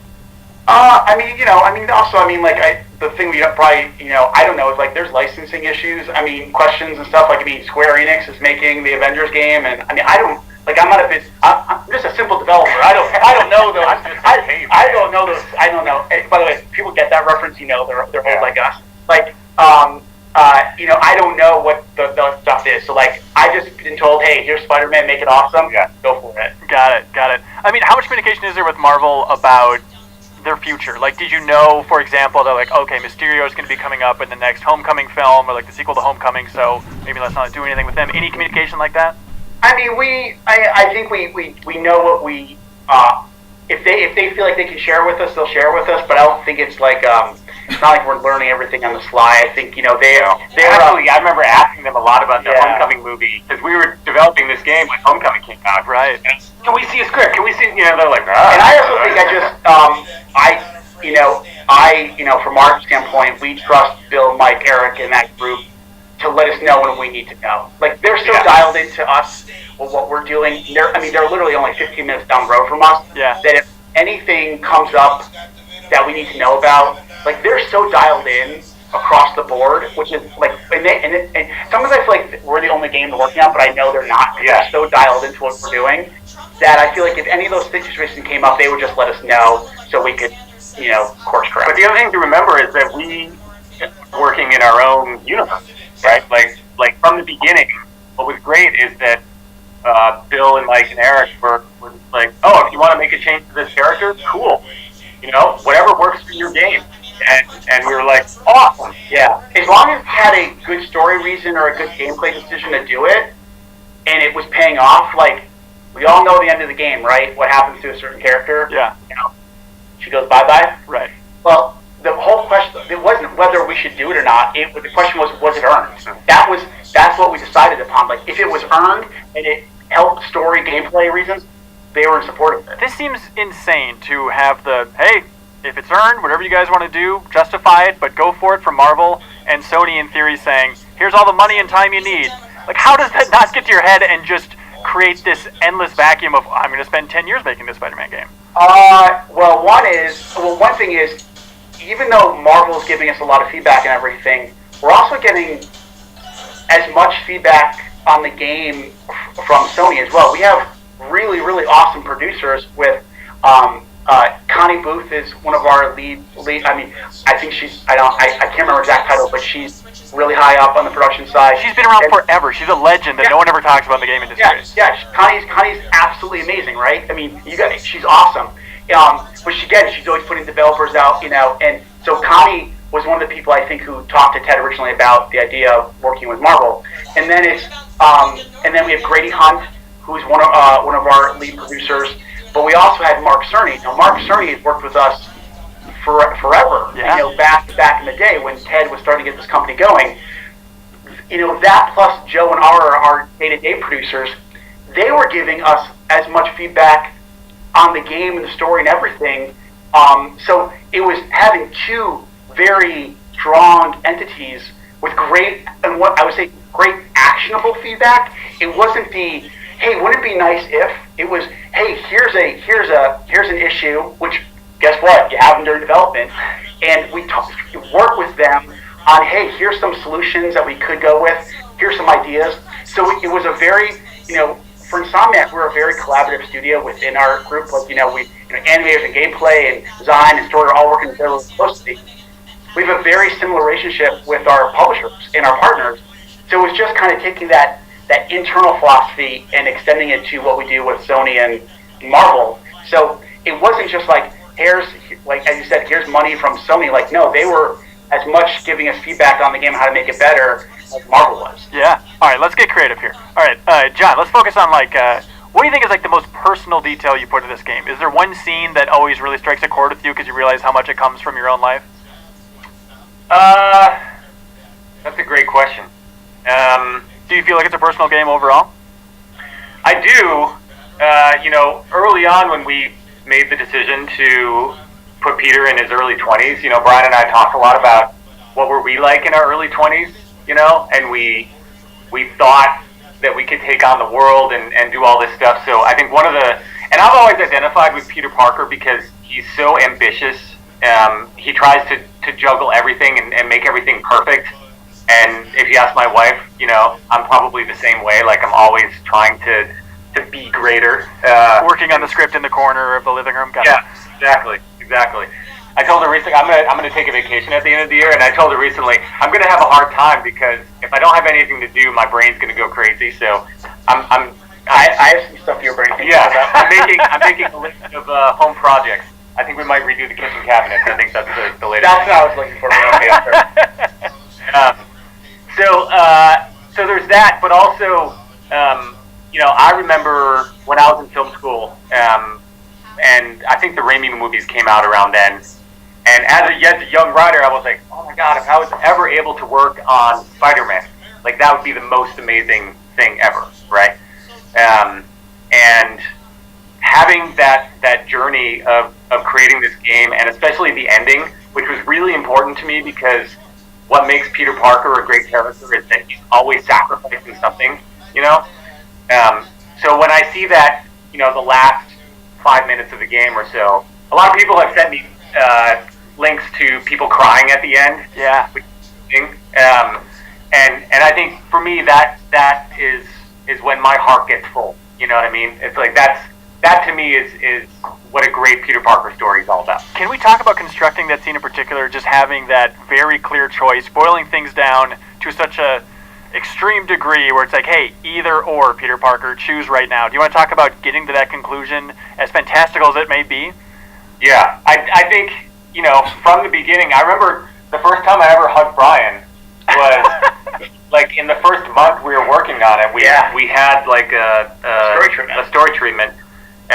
And we were very end. We were like delivering it that night. Remember? Yeah. And we were working on it, and then, you know, we were trying to figure out exactly how to end it. And I think we were afraid to end it like it ended up being. Yeah. And then Brian's like, why don't we just kill her? Kill her.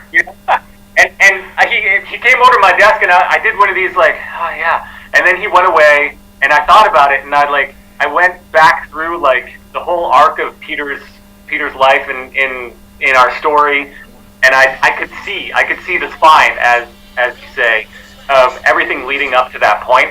And I had that moment where I was like, oh my God, this is gonna work. This is perfect. And I went over and I hugged him, and I was like, this is gonna work. Yeah. Was it at that point? Did you have that idea of like, okay, he can use this to either cure Aunt May or make the overall vaccine?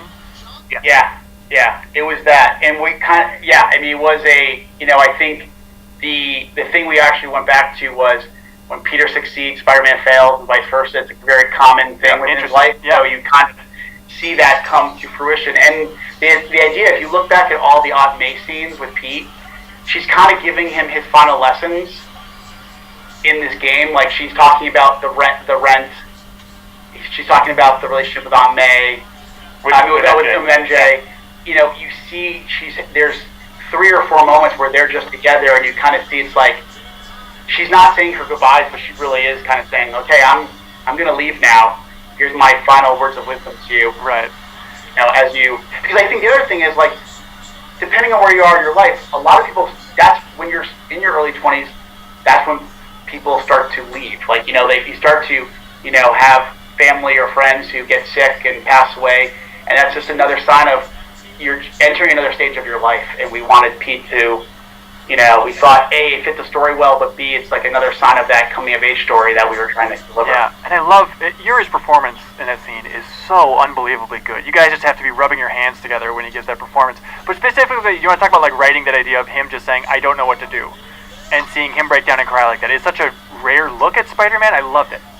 Yeah, I don't know where that line came from. I think it was just... No, I will tell you that what was crazy, I was going to take credit for it, but I know I didn't do it. What was really, I knew it was really good when we shot it on the PCAP stage. And so we were shooting Silver Sable stuff the same day. So Nicole Elise, who is our Silver Sable, was on set, but she was off the side because we were doing the death scene. And halfway through, she ran off stage. She's like, I can't take this anymore watching it. Yeah. And I was like, well, it's going to be good. Yeah. So I mean, really, it's really Nancy Linari and Yuri who they made it seem like this PCAP stage is huge, right? Because we have to do a lot of things. We have to set up things, but it felt like they were the only 2 people in the world at that point on set. That's when you really value actors, when you see them work in an environment like that. Yeah. Yuri is able to, you know, like, forget all the bright lights around him, forget all the people standing around holding up mats and, you know, cameras and all that kind of stuff, and he just gets into it. And the same with Nancy. Those 2, and I think we had shot a couple scenes with them already. Yep. I think, you know, it was your idea to wait. I wanted to wait. To shoot that scene pretty late so that they had like a natural connection before we got there. Originally I wanted to be the last thing we ever shot. Oh, makes sense. We couldn't do it from a scheduling standpoint, but I actually wanted to be the last thing we shot on PCAP stage. Yeah. Okay, very specific point. why didn't May invite Peter Parker to her house when he got evicted? There's a couple reasons for that. One, we didn't want to build out Queens. Yep. All right. Yeah. Figured. So there's that. But also, I think part of the story of this game is that the Feast Center is an important kind of center for everybody, and showing that Peter needs to sleep there in his life. That goes back to that theme of not only worlds colliding, but also, when Spider-Man wins, Peter loses, right? Yeah. And so Spider-Man is out there doing all this stuff, and Peter just keeps losing. He loses his apartment. He ends up sleeping at a homeless shelter, right? Thankfully, his Aunt May works there, so he got to sleep on the couch. But cozier, I also think another element is that the easy thing for him is just to go stay with his aunt, right? But I don't know about you guys, the last thing I wanted to do when I got out of the house was go back home and live with my parents. But it was I still got to live my life, and he's working in the city, he's working for Otto. She gives him the money to kind of, hey, just you get back on your feet a little bit. I just think we wanted. But he initially says no, and I remember that moment too when I was in my early 20s, and I had a bunch of student loans and working out Blockbuster Video, trying to make. Oh yeah, she even says you're stubborn, just like Ben. Yeah, for sure. Okay, another quick emotional moment that I just loved, and it's so subtle and so simple.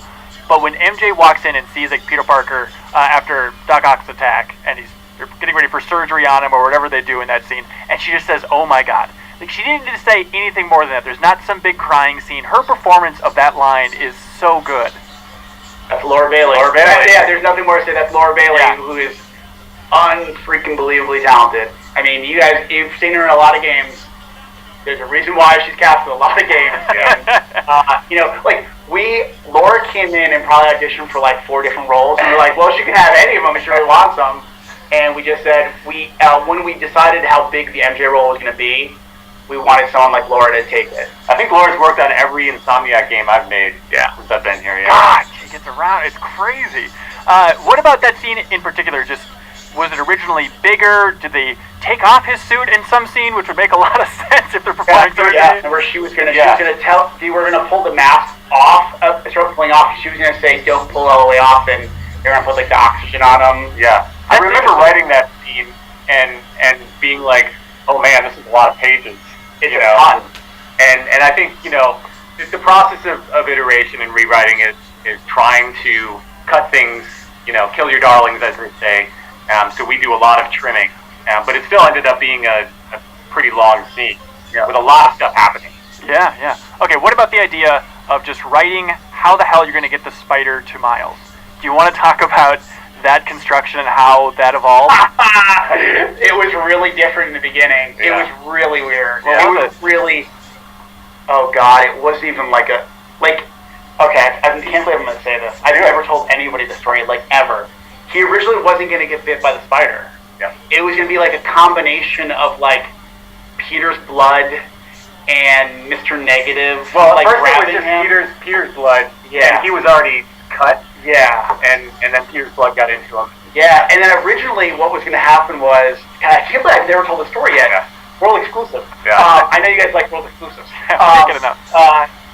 Originally what happened was you were going to take down Negative, and then Pete was going to be so injured that Miles was actually going to carry him back to Feast. Yeah. And what we were going to do was Miles is going to start to develop spider power as starting to walk Pete back, and he actually takes Pete's web shooters and starts doing web stuff.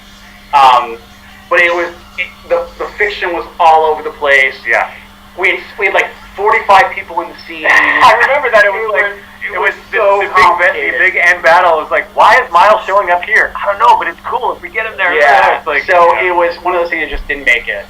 Has that happened in the comics, or the blood rubbing against somebody else? No. The other thing that was wrong with it is that it didn't really, kind of track. It was one of those things where Marvel was twist it, and they were we were all agreeing the same working. It's not working. Okay, so then it was the idea of somehow the spider has to break out. So MJ, that makes sense, and then the spider rides in MJ's pocket like a little buddy for a little while. How do you come up with that?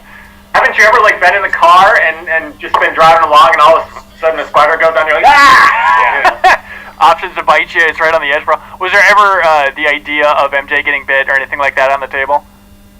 I think we might have talked about it, but we kind of knew Miles was the right person. Yeah, I mean, Miles wasn't originally supposed to be as big a part of the game as he was, but we, again, trying to make our own unique Spider-Man universe, we thought it would be really interesting to introduce him into this world and not be some, like, weird alternate dimension portal. Yeah, that helps. Yeah. And plus, I think we had written the end credit scene where he and Pete are moving into Pete's new apartment. I think we've written that, and we're like, oh, we love that scene. That's really fun. Yeah. We can't lose Miles getting his powers. We got to figure out how to make that happen. Yeah. Awesome. Okay, super quick. There's a line that we've been trying to figure out, and maybe it's very obvious, but at some point Spider-Man says to Rhino, "You're my second favorite Russian." Oh. Are you hinting at...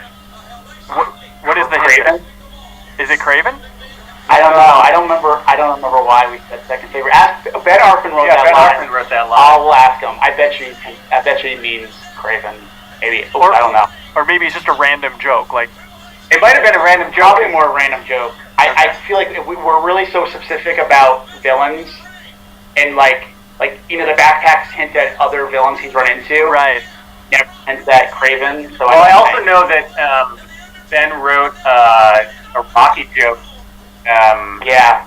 Oh, in the Vulture Electro fight, there's the Ivan Drago. Maybe it was Ivan Drago.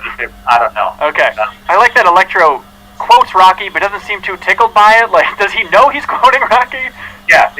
Well, so that was that idea. So it's funny you mentioned that because I love it because I'm a huge Rocky fan. Yeah. Like Bill Roseman and I are huge Rocky fans, and we knew some people would get the reference. Like, actually, it was Ben and Jeff. Jeff is the animator on that boss fight. I think it was their idea. They put it in. I loved it, and people were like, some people aren't going to get it. And I'm like, I don't care. It's that good. I'll write it for me. And that's where it came about. And I think it was one of the rare times we could kind of reference pop culture a little bit. Like, I wish we could do that a little bit more. I think we came over to Ben and saying, like, I want to do this more often. We just were so late to do it. I like it. Like, by the way, in the evicted mission, when he's going after, he's asking for like the pizza place, like Ray's, like original, like that's all Seinfeld. It's an homage to Seinfeld when Kramer's lost in the city, and Jerry's asking where he is, and he's like, I'm on the corner of First and First. It must be the nexus of the universe. And he's like, it's like Ray's, original Ray's, and it's all based on an homage from like a Seinfeld fan. That entire scene is so good. That's actually certainly one of my favorite scenes in the entire game. But okay, the big question, the big thing that our community was emailing in about, trying to wrap their minds around, is the Doc Ock timeline. Figuring out when he lined all this stuff up. He had the raft blueprints in the background. So it's the basic question of how evil was he the entire time? What was he planning even before the chip was even a factor? Or was it all chip? So what we talked about was the real change in Dr. Octavius occurred when Norman took his stuff away. That's the twist. Okay. So that was the moment where he said, all right, I'm now a failure.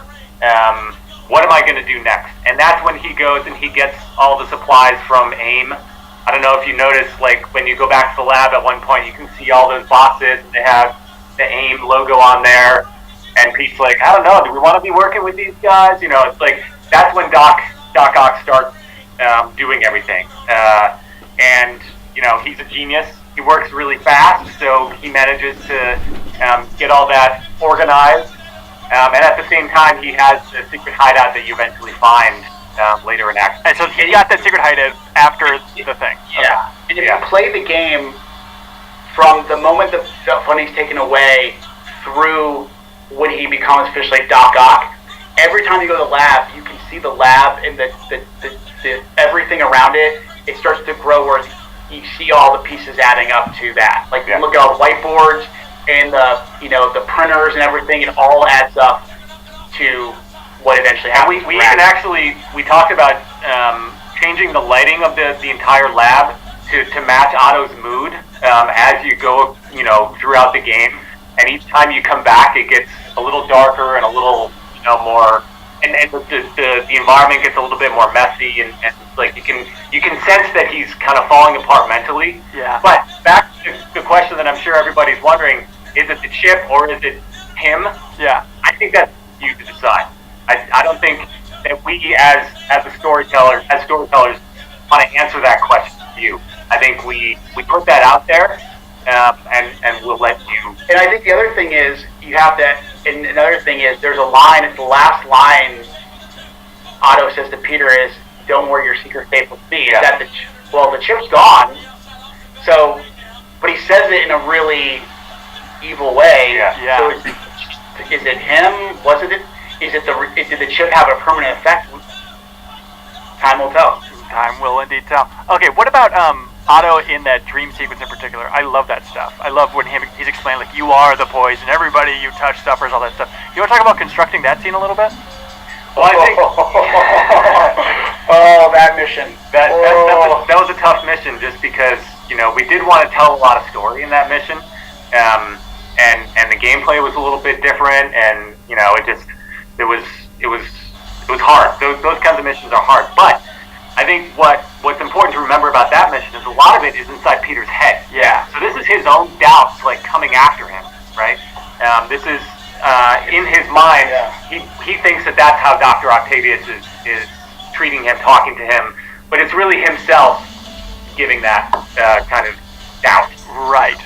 Yeah, it's a fun concept. Like, I think at some point, Scorpion says something about how Uncle Ben probably jumped in front of the bullet or something like that, and Spider-Man has some line where he's like, I would rather fight the real Scorpion than my subconscious at this point. Yeah. Nice idea. So I think it's like the poison brings out all of the insecurities, the fears, maybe what Peter's actually thinking more than like the actual reality. Yeah. The idea of the poison doing this, something we talked about and people wrote in about as well, is like, this seems 1,000% like Mysterio. I don't know. I mean, I think more of Mysterio is more of illusion than like a poison. I think it's because to me, Mysterio, at least in my head, and hey, everybody has their own interpretation of these characters. Mysterio is more about illusion rather than the psyche of somebody. So he was always Scorpion with the poison? Yeah, always. Yeah, Mysterio was never planned. Oh wow, okay, awesome. Yeah. Just having those arms, by the way, just like bust through and floating around, that looks so cool. Like the art just knocked it out of the park. That was all a designer named John Ballard. Yeah. He was handling the mission, and he was just trying to make. It was literally, he did it all, like, just designers made it, like, just to sell the concept. Yeah. And then we had animators and everybody come in and make it look pretty, but that was all John. That's one of my favorite parts of making games is that you put down, like, a basic story and you kind of give it to the team, and then, people like John Ballard will grab their little piece of it, and they'll be like, oh, I know what to do with this, and they'll go make something amazing, and you'll be like, oh my god, that is crazy. Yeah. In general, have any reactions out there surprised you? I'd imagine you knew the stealth was going to be debated, but anything else bigger than that stands out that you didn't see in the game while you guys were making it, that now it's clear as day? There were things that I didn't know. Okay. About the game, which I know is tragic. I should know everything, but I didn't know that Peter had 3 chest hairs modeled. Right. Very good. And I saw Xavier, the artist who did that, in the kitchen the other day, and I'm like, that is the best thing I think. What about I think what makes it cool for me is that Xavier was playing the game and paying attention, and he heard that joke where Peter said, "No, I can't have people see my 3 chest hairs," and so he went and he did something based on that joke. And that line almost didn't make it in the game. I know. We almost cut it. Yeah. Things that surprised me. Well, one is I can't believe how many people platinumed it already. Like that's wild. Yeah, that's shocking. I'm glad nobody debated about why is the webbing stick for so long on backpacks. Like, I'm glad we didn't get it. No one debated that. It was fun. Like, thank you for understanding it's a game sometimes. Were you ever close to spoiling anything in retrospect? Were you guys in interviews like dangerously close? Every E3, I was absolutely petrified of bringing the word Otto up. Yeah. Literally about the fact that he was in the game, especially the one we revealed, the Sinister Six. I was because I'm like Rhino, Scorpion, Electro. I would somehow say Ock by mistake, so I would be petrified that Otto would get spoiled, not just by anybody but by me. Yeah. I especially going back and watching it, the rapid fire video he did with Leo Vader at Game Informer here, where he makes a joke about Doc Ock being in the game, and you can see your facial expression, and then Leo follows it up by making some joke about Doc Ockberg, my By the way, dentist. I would be the worst poker player in the world because I can't hide anything. So I'm sure if you see my face, I kind of do a. Like if you go back and look knowing that, you probably can see me like tense up a little bit. Yeah. But yeah, for sure, I would be a terrible poker player. It was funny, by the way, listening to you and Kind of Funny talk about how nerve-wracking that interview was for you. So thank you for being a good sport. Nerve-wracking. Outside of the reviews coming out, that rapid fire thing was definitely one. Yeah, because I was like, I was worried they were gonna ask me all this Spider-Man trivia, and I'm like, and then my guy doesn't know crap about the Spider-Man. Why is he making Spider-Man? Yeah. But they were great. Leo was great. They were awesome. So thank you for being kind. Yeah, it turns out it was mainly an opportunity for Leo to make jokes. My best friend is Luke Smith. Yeah. And Luke is the creative director on Destiny, and his was really, really funny. And then Corey did one, which obviously Corey's really, really funny. I was like, well, they're really good. I'm probably gonna suck. So I was already nervous about that. Editing's a magical thing, Brian, as I'm sure you know. It's amazing. You guys are gods. Thank you. Thanks.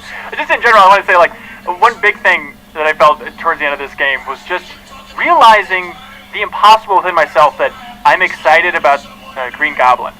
Like, I think I went into this game hoping, like, I hope Green Goblin isn't in this game. And the idea that throughout the course of the game, I'm now stoked to see Green Goblin in a video game, that is a monumental task just within my soul, I feel like. So, it's interesting.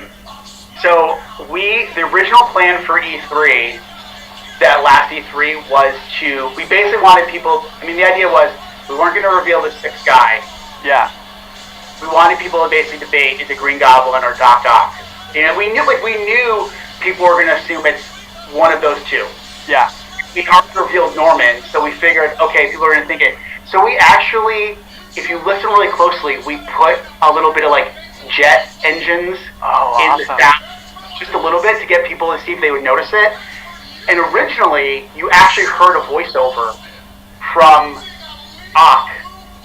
And Bobby Coddington, our animation director, was like, I think it works better if you don't have any voice. And then it will also tie more into the idea that who is it. And because I realized later, I'm like, oh, we already heard what Norman sounds like. So that was the original plan, but then we pulled back and we wanted to hear the debate of whether it was going to be Ock or Goblin the whole time. Yeah. By the way, just those voice actors, especially Doc Ock, his work is incredible in the game. It's so good. Bill's ridiculous. Bill is Otto. Like, yeah. Bill did everything. Bill was the head scan. That's what Bill looks like. Okay. All the body performance. He did a little VO. He is an absolute unbelievable pro. He was amazing. He is the embodiment of Doc Ock. Yeah. Okay, a couple other quick things for you. Your suit being in the Spider-Verse movie. It was in the trailer in the background of a shot. Did you have any idea? I didn't know that. Yeah, I want to know. I still don't know how that wound up happening. I want to know who made that decision and how quickly they got it in there. Yeah. Yeah, that's amazing. That's crazy. Can't you guys call up Bill and figure out how the hell that happened? They've been out. I just haven't had a chance. It's just one of those things where I just can't believe that it happened. So it was really, really freaking cool. Like, I woke up you know what's funny? James Stevenson, you guys know James. Yeah. He sent me the clip, like just the still, and I was like, what the hell am I looking at? And then he circled it, and I was like, oh my god, it's in the movie. that was pretty surreal. And from that and seeing him in the comic, it's just been crazy. Yeah. Have you guys seen Venom yet? Yes. Did you see it as a studio? Yes. Okay. Reactions. It's fun. It's a fun movie. So there was. Did you guys stay for? Have you seen it? No, I haven't. But okay. Did you stay after the credits? Because there's a Spider-Verse. Yeah, there's an awesome Spider-Verse clip at the end. Okay, much more excited about the Spider-Verse clip than Venom. Is that fair to say? Yeah. You should go see it. Okay, that's very nice of you. I mean, do you guys have a list of notes? Did it change your trajectory at all? Because you guys want to differentiate yourself moving into the future from what the movie is. No, not at all. I think any kind of Spider-Man thing that comes out, we try to read it or watch it or whatever, just because it's good for us to know if we're working on something that is Marvel. It's good to know what everybody else is doing and how they're interpreting. Yeah, I mean, and whether it's Venom, Aquaman, Captain Marvel, doesn't I think Daredevil season 3, we treat them as all the same. A lot of us go see the Marvel movies together, so it wasn't like there was anything special going to see, different from seeing the Venom thing. But yeah, I think it's always interesting to see what talented writers, directors, studios do with these characters that a lot of us have grown up with. It's just kind of another kind of data point that we can look at and go, okay, how are they handling certain things across tone or spectacle or character development, etc. But in general, you guys pretty excited to kind of put your own spin on Venom? If the wind goes that way, I guess. I don't know. We'll see. Right now we're focused on DLC. Like that answer? No, I don't like that at all, Brian. I mean, do you like the classic Venom as is? Are you attracted to that storyline, I guess is the question. As I said, on Kind of Funny, I think that suit and that character deserves his own story, and, if we get to tell it, cool. Right. Okay, that's it. Okay, this is very important. Have you guys seen Spider-Man Turn Off the Dark, the musical? Oh. No, I have not. Oh, I've never seen it. Have you listened to the soundtrack? I have not. I know you two did the soundtrack, right? Yeah, it's bonkers. Yeah. We were going to do something related to Turn Off the Dark, but we did not do it. I think we did a reference somewhere, and then we just yeah. Okay. I hadn't seen it, so I really didn't know. I felt kind of weird, kind of making it. I was digging through trying to find some reference because they invented their own villain called Swiss Miss for Spider-Man Turn Off the Dark. Yes. Jay Stevenson sent me the Swiss Miss villain. He's like, he's not gonna be in a game one day, and I'm like, oh, I don't know about that. Okay, I beg of you, just watch the Letterman performance where it's Green Goblin singing "The City Needs a Freak Like Me." It is the most surreal Letterman performance. Up there with Miku or whatever. Okay, right now to watch. Please, it's very silly and fun. Okay, so the DLC. Is there any framing you guys can have for this? Is it maybe bigger than people are expecting? Less story focused than people are expecting? Any expectation setting here? Well, I mean, let's be honest. Are people ever satisfied with how much DLC you give them? I think that's I think we have to be honest about that. We know that there's people just want more and more content. Every game, I want more and more and more and more. Our job is to deliver something at a very high quality that matches what we did in Spider-Man, the game that we released, right? Yeah. So our focus was we want to deliver something that has a great story, that furthers the experience that you started with, adds more activities you can do in the world. Whether you think that's long enough or not, I think that's up to the person. I can tell you that I didn't get to work on as much of it because I was out doing PR tours and stuff like that. But I came back and played it. I left it when it was very, very early and came when it was close to being done. And I was really, really, really, really pleased with how it turned out. I think it's a very self-contained story that really does a great job with Black Cat. Black Cat's performance is great. We do some twists and turns I don't think people are going to expect with the character. There's a lot of great humor in there. Some really fun missions that build upon what we did, and even some missions that I think I was like, oh, I wish we thought this for the. And then there's some really fun activities, and of course there's new suits. So I think that and there's things we added for photo mode as well. So and there's some really funny things with photo mode. So I think that I'm really pleased. As someone who's bought DLC before, I can tell you I'm pretty happy with how much content we were able to deliver, not the quality we were. Whether it's enough for somebody, that's a really hard question to answer. Are we talking under 4 missions? Is there any kind of framing you can give for what people should expect? It's more than 4 missions. More than 4 missions. For the heist. Okay. Yeah. Okay, any sort of time length you can give? I think, like I said, it depends on the kind of player you are and how fast you can go through it, whether you do all the different activities that we have in the world. Yeah, there's new side content that we're also putting in there. And so, James will probably shoot me if I give too many details, but I would say it's a it's a very high quality story, you know, kind of a main story, and then there's alternate activities that you can do in the world. Cool. And it's all coming out before the end of the year, is that right? Yeah, all three are coming out. So the first one is the heist. You know, we have 2 more, and they will all introduce new things. Awesome. And New Game Plus, do you guys have a timeline for that? Doing really, really soon. Super soon. Okay, by Thursday when this episode's going live? I don't know. I don't know about that. Okay, gotcha. Cool. One last question. Scale of 1 to 10, how difficult is it to make a co-op game? Man, it's a lot of work. Well, I will tell you, it is a lot harder if you don't start off making a co-op game, right? Okay. Like I've been on projects before where it's like, okay, we're 2 months in, you know, we've got some core tech, our hero is going good, you know, all stuff.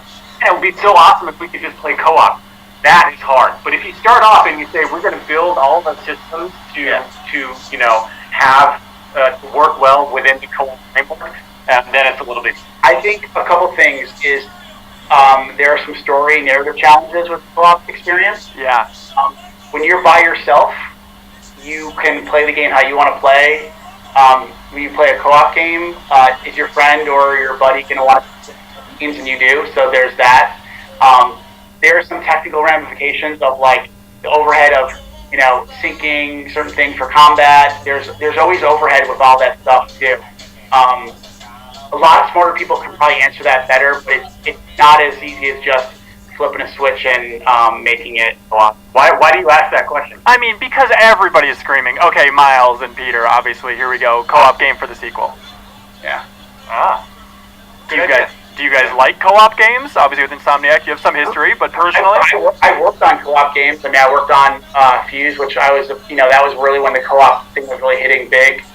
So yeah, I definitely like co-op experiences. I mean, I'm probably much more of a co-op player than I am a competitive player, because by the time I get up in competitive, I'm already destroyed by everybody who's spent a lot more time on it. So I'm always about the co-op experience. Me and my son love to play Overcooked, the co-op cooking game.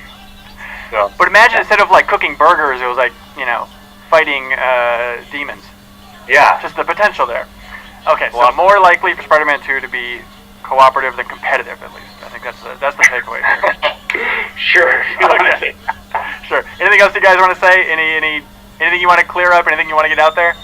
No. I mean, I think first of all, thanks for all covering the game as much as you guys have. I mean, you know, big shout out to Reiner for being such a, you know, I'm glad he was able to do a cover story. I know that was like one of his first cover stories in a long time. Yeah. So it was funny. As someone who was a journalist and it was like EGM versus Game Informer so long, I thought of Reiner and Andy as enemies. I was like, I don't like those guys. They're still make cover stories. They're the ones saying GTA over us, and you'd be like, Game Informer. But it's been awesome. I've known Andy for a long, but I've only kind of seen Reiner at here and there, but I was finally able to sit down and talk to him for a while, and he's a great guy. It's also great that he likes the game. So, and he's also a huge comic book fan. So find somebody who's so passionate about comics and the character, and it was a good sign that we were on the right path. Oh, good. John, what don't you like about Reiner? Let's get it on the record here. He's a Cubs fan. He is a Cubs fan, yeah. And I went to college in Milwaukee, so I'm not necessarily a Brewers fan. More of a Bucks fan, though, because I get it. Sorry, he doesn't like shirtless Spider-Man. That's what I don't like about Reiner. Whoa, yeah, I guess. That seems nonsensical. So that's what I don't like about Reiner. Yeah. How would you not like shirtless Spider-Man? Come on. By the way, somebody wrote in for our game club talking about, like, isn't it kind of effed up that all these people are, like, dressing up as supervillains at this Halloween party? Like, it's like dressing up as a terrorist. They killed people. It's funny you mention that because we totally had that debate. I was like, are we, like basically saying, like glorifying bad people? Like, I actually was a little bit worried about it. And then we showed it to Bill and Mike, and they were like they thought it was so interesting of an idea for a mission. I was like, all right, we're fine. One of my favorite parts of game development was when our lead character, ours, Gavin, he made everybody at the party wear Spider-Man suits. So at one point, you're at the Halloween party, and it's like everybody is dressed as Spider-Man. Yeah. Terrifying. It looked really weird, but it was really funny to play through that mission like that. Yeah. Awesome. Well, hey, John and Brian, thanks so much for your time, guys, and good job. Cool. Yeah, cool. Thank you. Job well done. Long journey's almost over, you guys. Yeah, we're getting there. This guy needs a vacation. He's been working really hard. I'm ready for a vacation. Yeah. What is it, after Thanksgiving? Yeah. Oh, God. We're gonna redo the cabinets. I think we're gonna do it. I gotta buy like a paint sprayer. No. Okay, you're not going to do that. You're going to be scribbling ideas for the sequel instead of working on these cabinets. We know it. That's fine. Yeah. I've got you. When you make a game and you're in a relationship at the same time, you incur a lot of debt, a lot of relationship debt. So, some debt to repay. Oh, I've been paying it big time. You're looking at big time. Yeah, Doc Ock will really help you take care of those debts. He's great for that type of thing. Yeah, exactly. Cool. Thank you so much, guys. Thank you so much for watching and listening to this episode of the Game Informer Show podcast. Be sure to tune in next Thursday. We'll have a new episode waiting for you. Bye, everybody.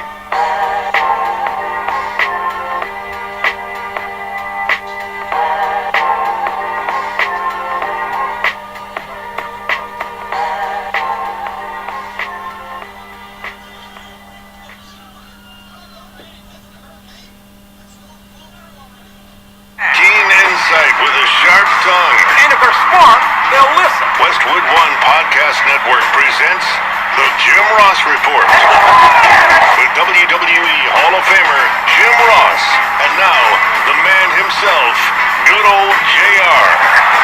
Hello again, everybody, and thank you for being with us. This is Jim Ross, as the big voice guy said. Slobber Knocker Audio is on the air, kids, and we got a packed show for you today. How packed, how full is this show? Let me tell you what my granny would say. She'd say, Jimmy, this show is fatter than a tick on a town dog. And with that, ladies and gentlemen, here's what's on my mind. Right off the bat, I want to remind everybody that the Slobber Knocker is still available at Amazon.com. A lot of you are just reading it now. It's been out 18 months. It's still #1 in its category, thank God, and thank you for supporting it. If you haven't read it, it's at Amazon.com in all countries. And check it out. We appreciate it. It's a dream come true for me and my little angel in heaven, Jan. So, and Paul O'Brien, a devil of a man in Ireland, and I have already started working, as you know here. You find out here first, on the sequel to Slobber Knocker. Don't know the title of it yet, but boy, it's going to be a book. I'm telling you now. It's serious stuff, and this is from the Attitude Era, you know, the Monday Night Wars, I got sick again, you know, I lost my mother. It's a crazy story, man. Credit journey. You guys know it, a lot of it. But it talks about moving from Raw to SmackDown in, I think, 2008. I tried to erase that from my memory, but nonetheless, I think it was 2008. You know, leaving the company, coming back to the company, being under contract as I am now. It's really, and of course, unfortunately, the death of my wife. So it's going to be a heavy book, and we think it'll be better than Slobber Knocker, the original. Of course, that's what every marketer says, right? But we're working on it, so stay tuned. We think holidays of 2019 is our goal. So, and we're talking to various publishers, and we're seeing where we are. So there's a lot of interest in the sequel, and we appreciate that. Don't forget that you can order our products, barbecue sauces, mustard, ketchup, beef jerky, seasoning from www.shop.com. They do not ship to Canada, these food products. That's some kind of bureaucracy BS. Another thing that politicians have screwed up. And but you can get great service and great products at www.shop.com for JRs. And we just got our first major order, the biggest order we've ever received. It's from Ingles Markets. They have over 200 stores in the southeastern part of the United States. I'd love your support. If you see our products on the shelves, take a picture of it. Get out there on Twitter and tag me in, and we'll see where it goes. So Ingles Markets is a great partner with us and with Headlock on Hunger, the organization I am the national chairman thereof. I want to, on a personal note, want to wish a happy 1-year anniversary to my friend Ryan Barkin and his great team in Chicago. It's the 1-year anniversary of their Pro Wrestling Tees store, their retail store, and they do a great job. I told Ryan I needed a shirt for the Fox Sports pregame show, and he made sure I had it the next day. Now you can't do that for everybody, I'm sure, but don't hold his feet to the fire. But he got me a shirt. I think maybe 2 days, but next day or 2 days, in any event, I had a shirt for the CBS show, a Slobberknocker shirt. Duh. I'd have dressed up like a NASCAR driver if I had the balls. I should have worn coveralls with all these patches of things I want to sell. It's hard to believe, kids, that the Chris Jericho cruise is only 2 weeks away. We're going to be at sea from October 27th, arriving back in Miami on Halloween morning. How about that? Bahamas is on the trip. Manifest. Only a few cabins are left, I'm told, at ChrisJerichoCruise.com. This is going to be really fun, and it's probably going to have, when it's all said and done, you'll see all the great wrestling media folks are there. Dave LaGreca will be there at Busted Open Radio and Sirius XM, of which I'm a regular listener, big fan of the show. The Team Bullet Club versus Team Impact Wrestling Challenge. I think that's going to be pretty cool.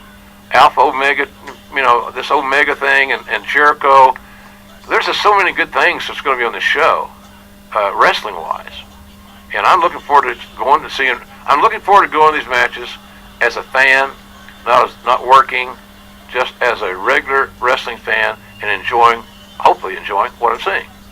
And don't forget, my sidekick on these road trips, Raphael Morphy, will be with me. We'll have merchandise, books, Slobberknocker books. You can buy a book and I'll sign them for you, personalize them. I'll personalize everything I got if you want. But really, we're going to have our products on the cruise too. So, ChrisJerichoCruise.com.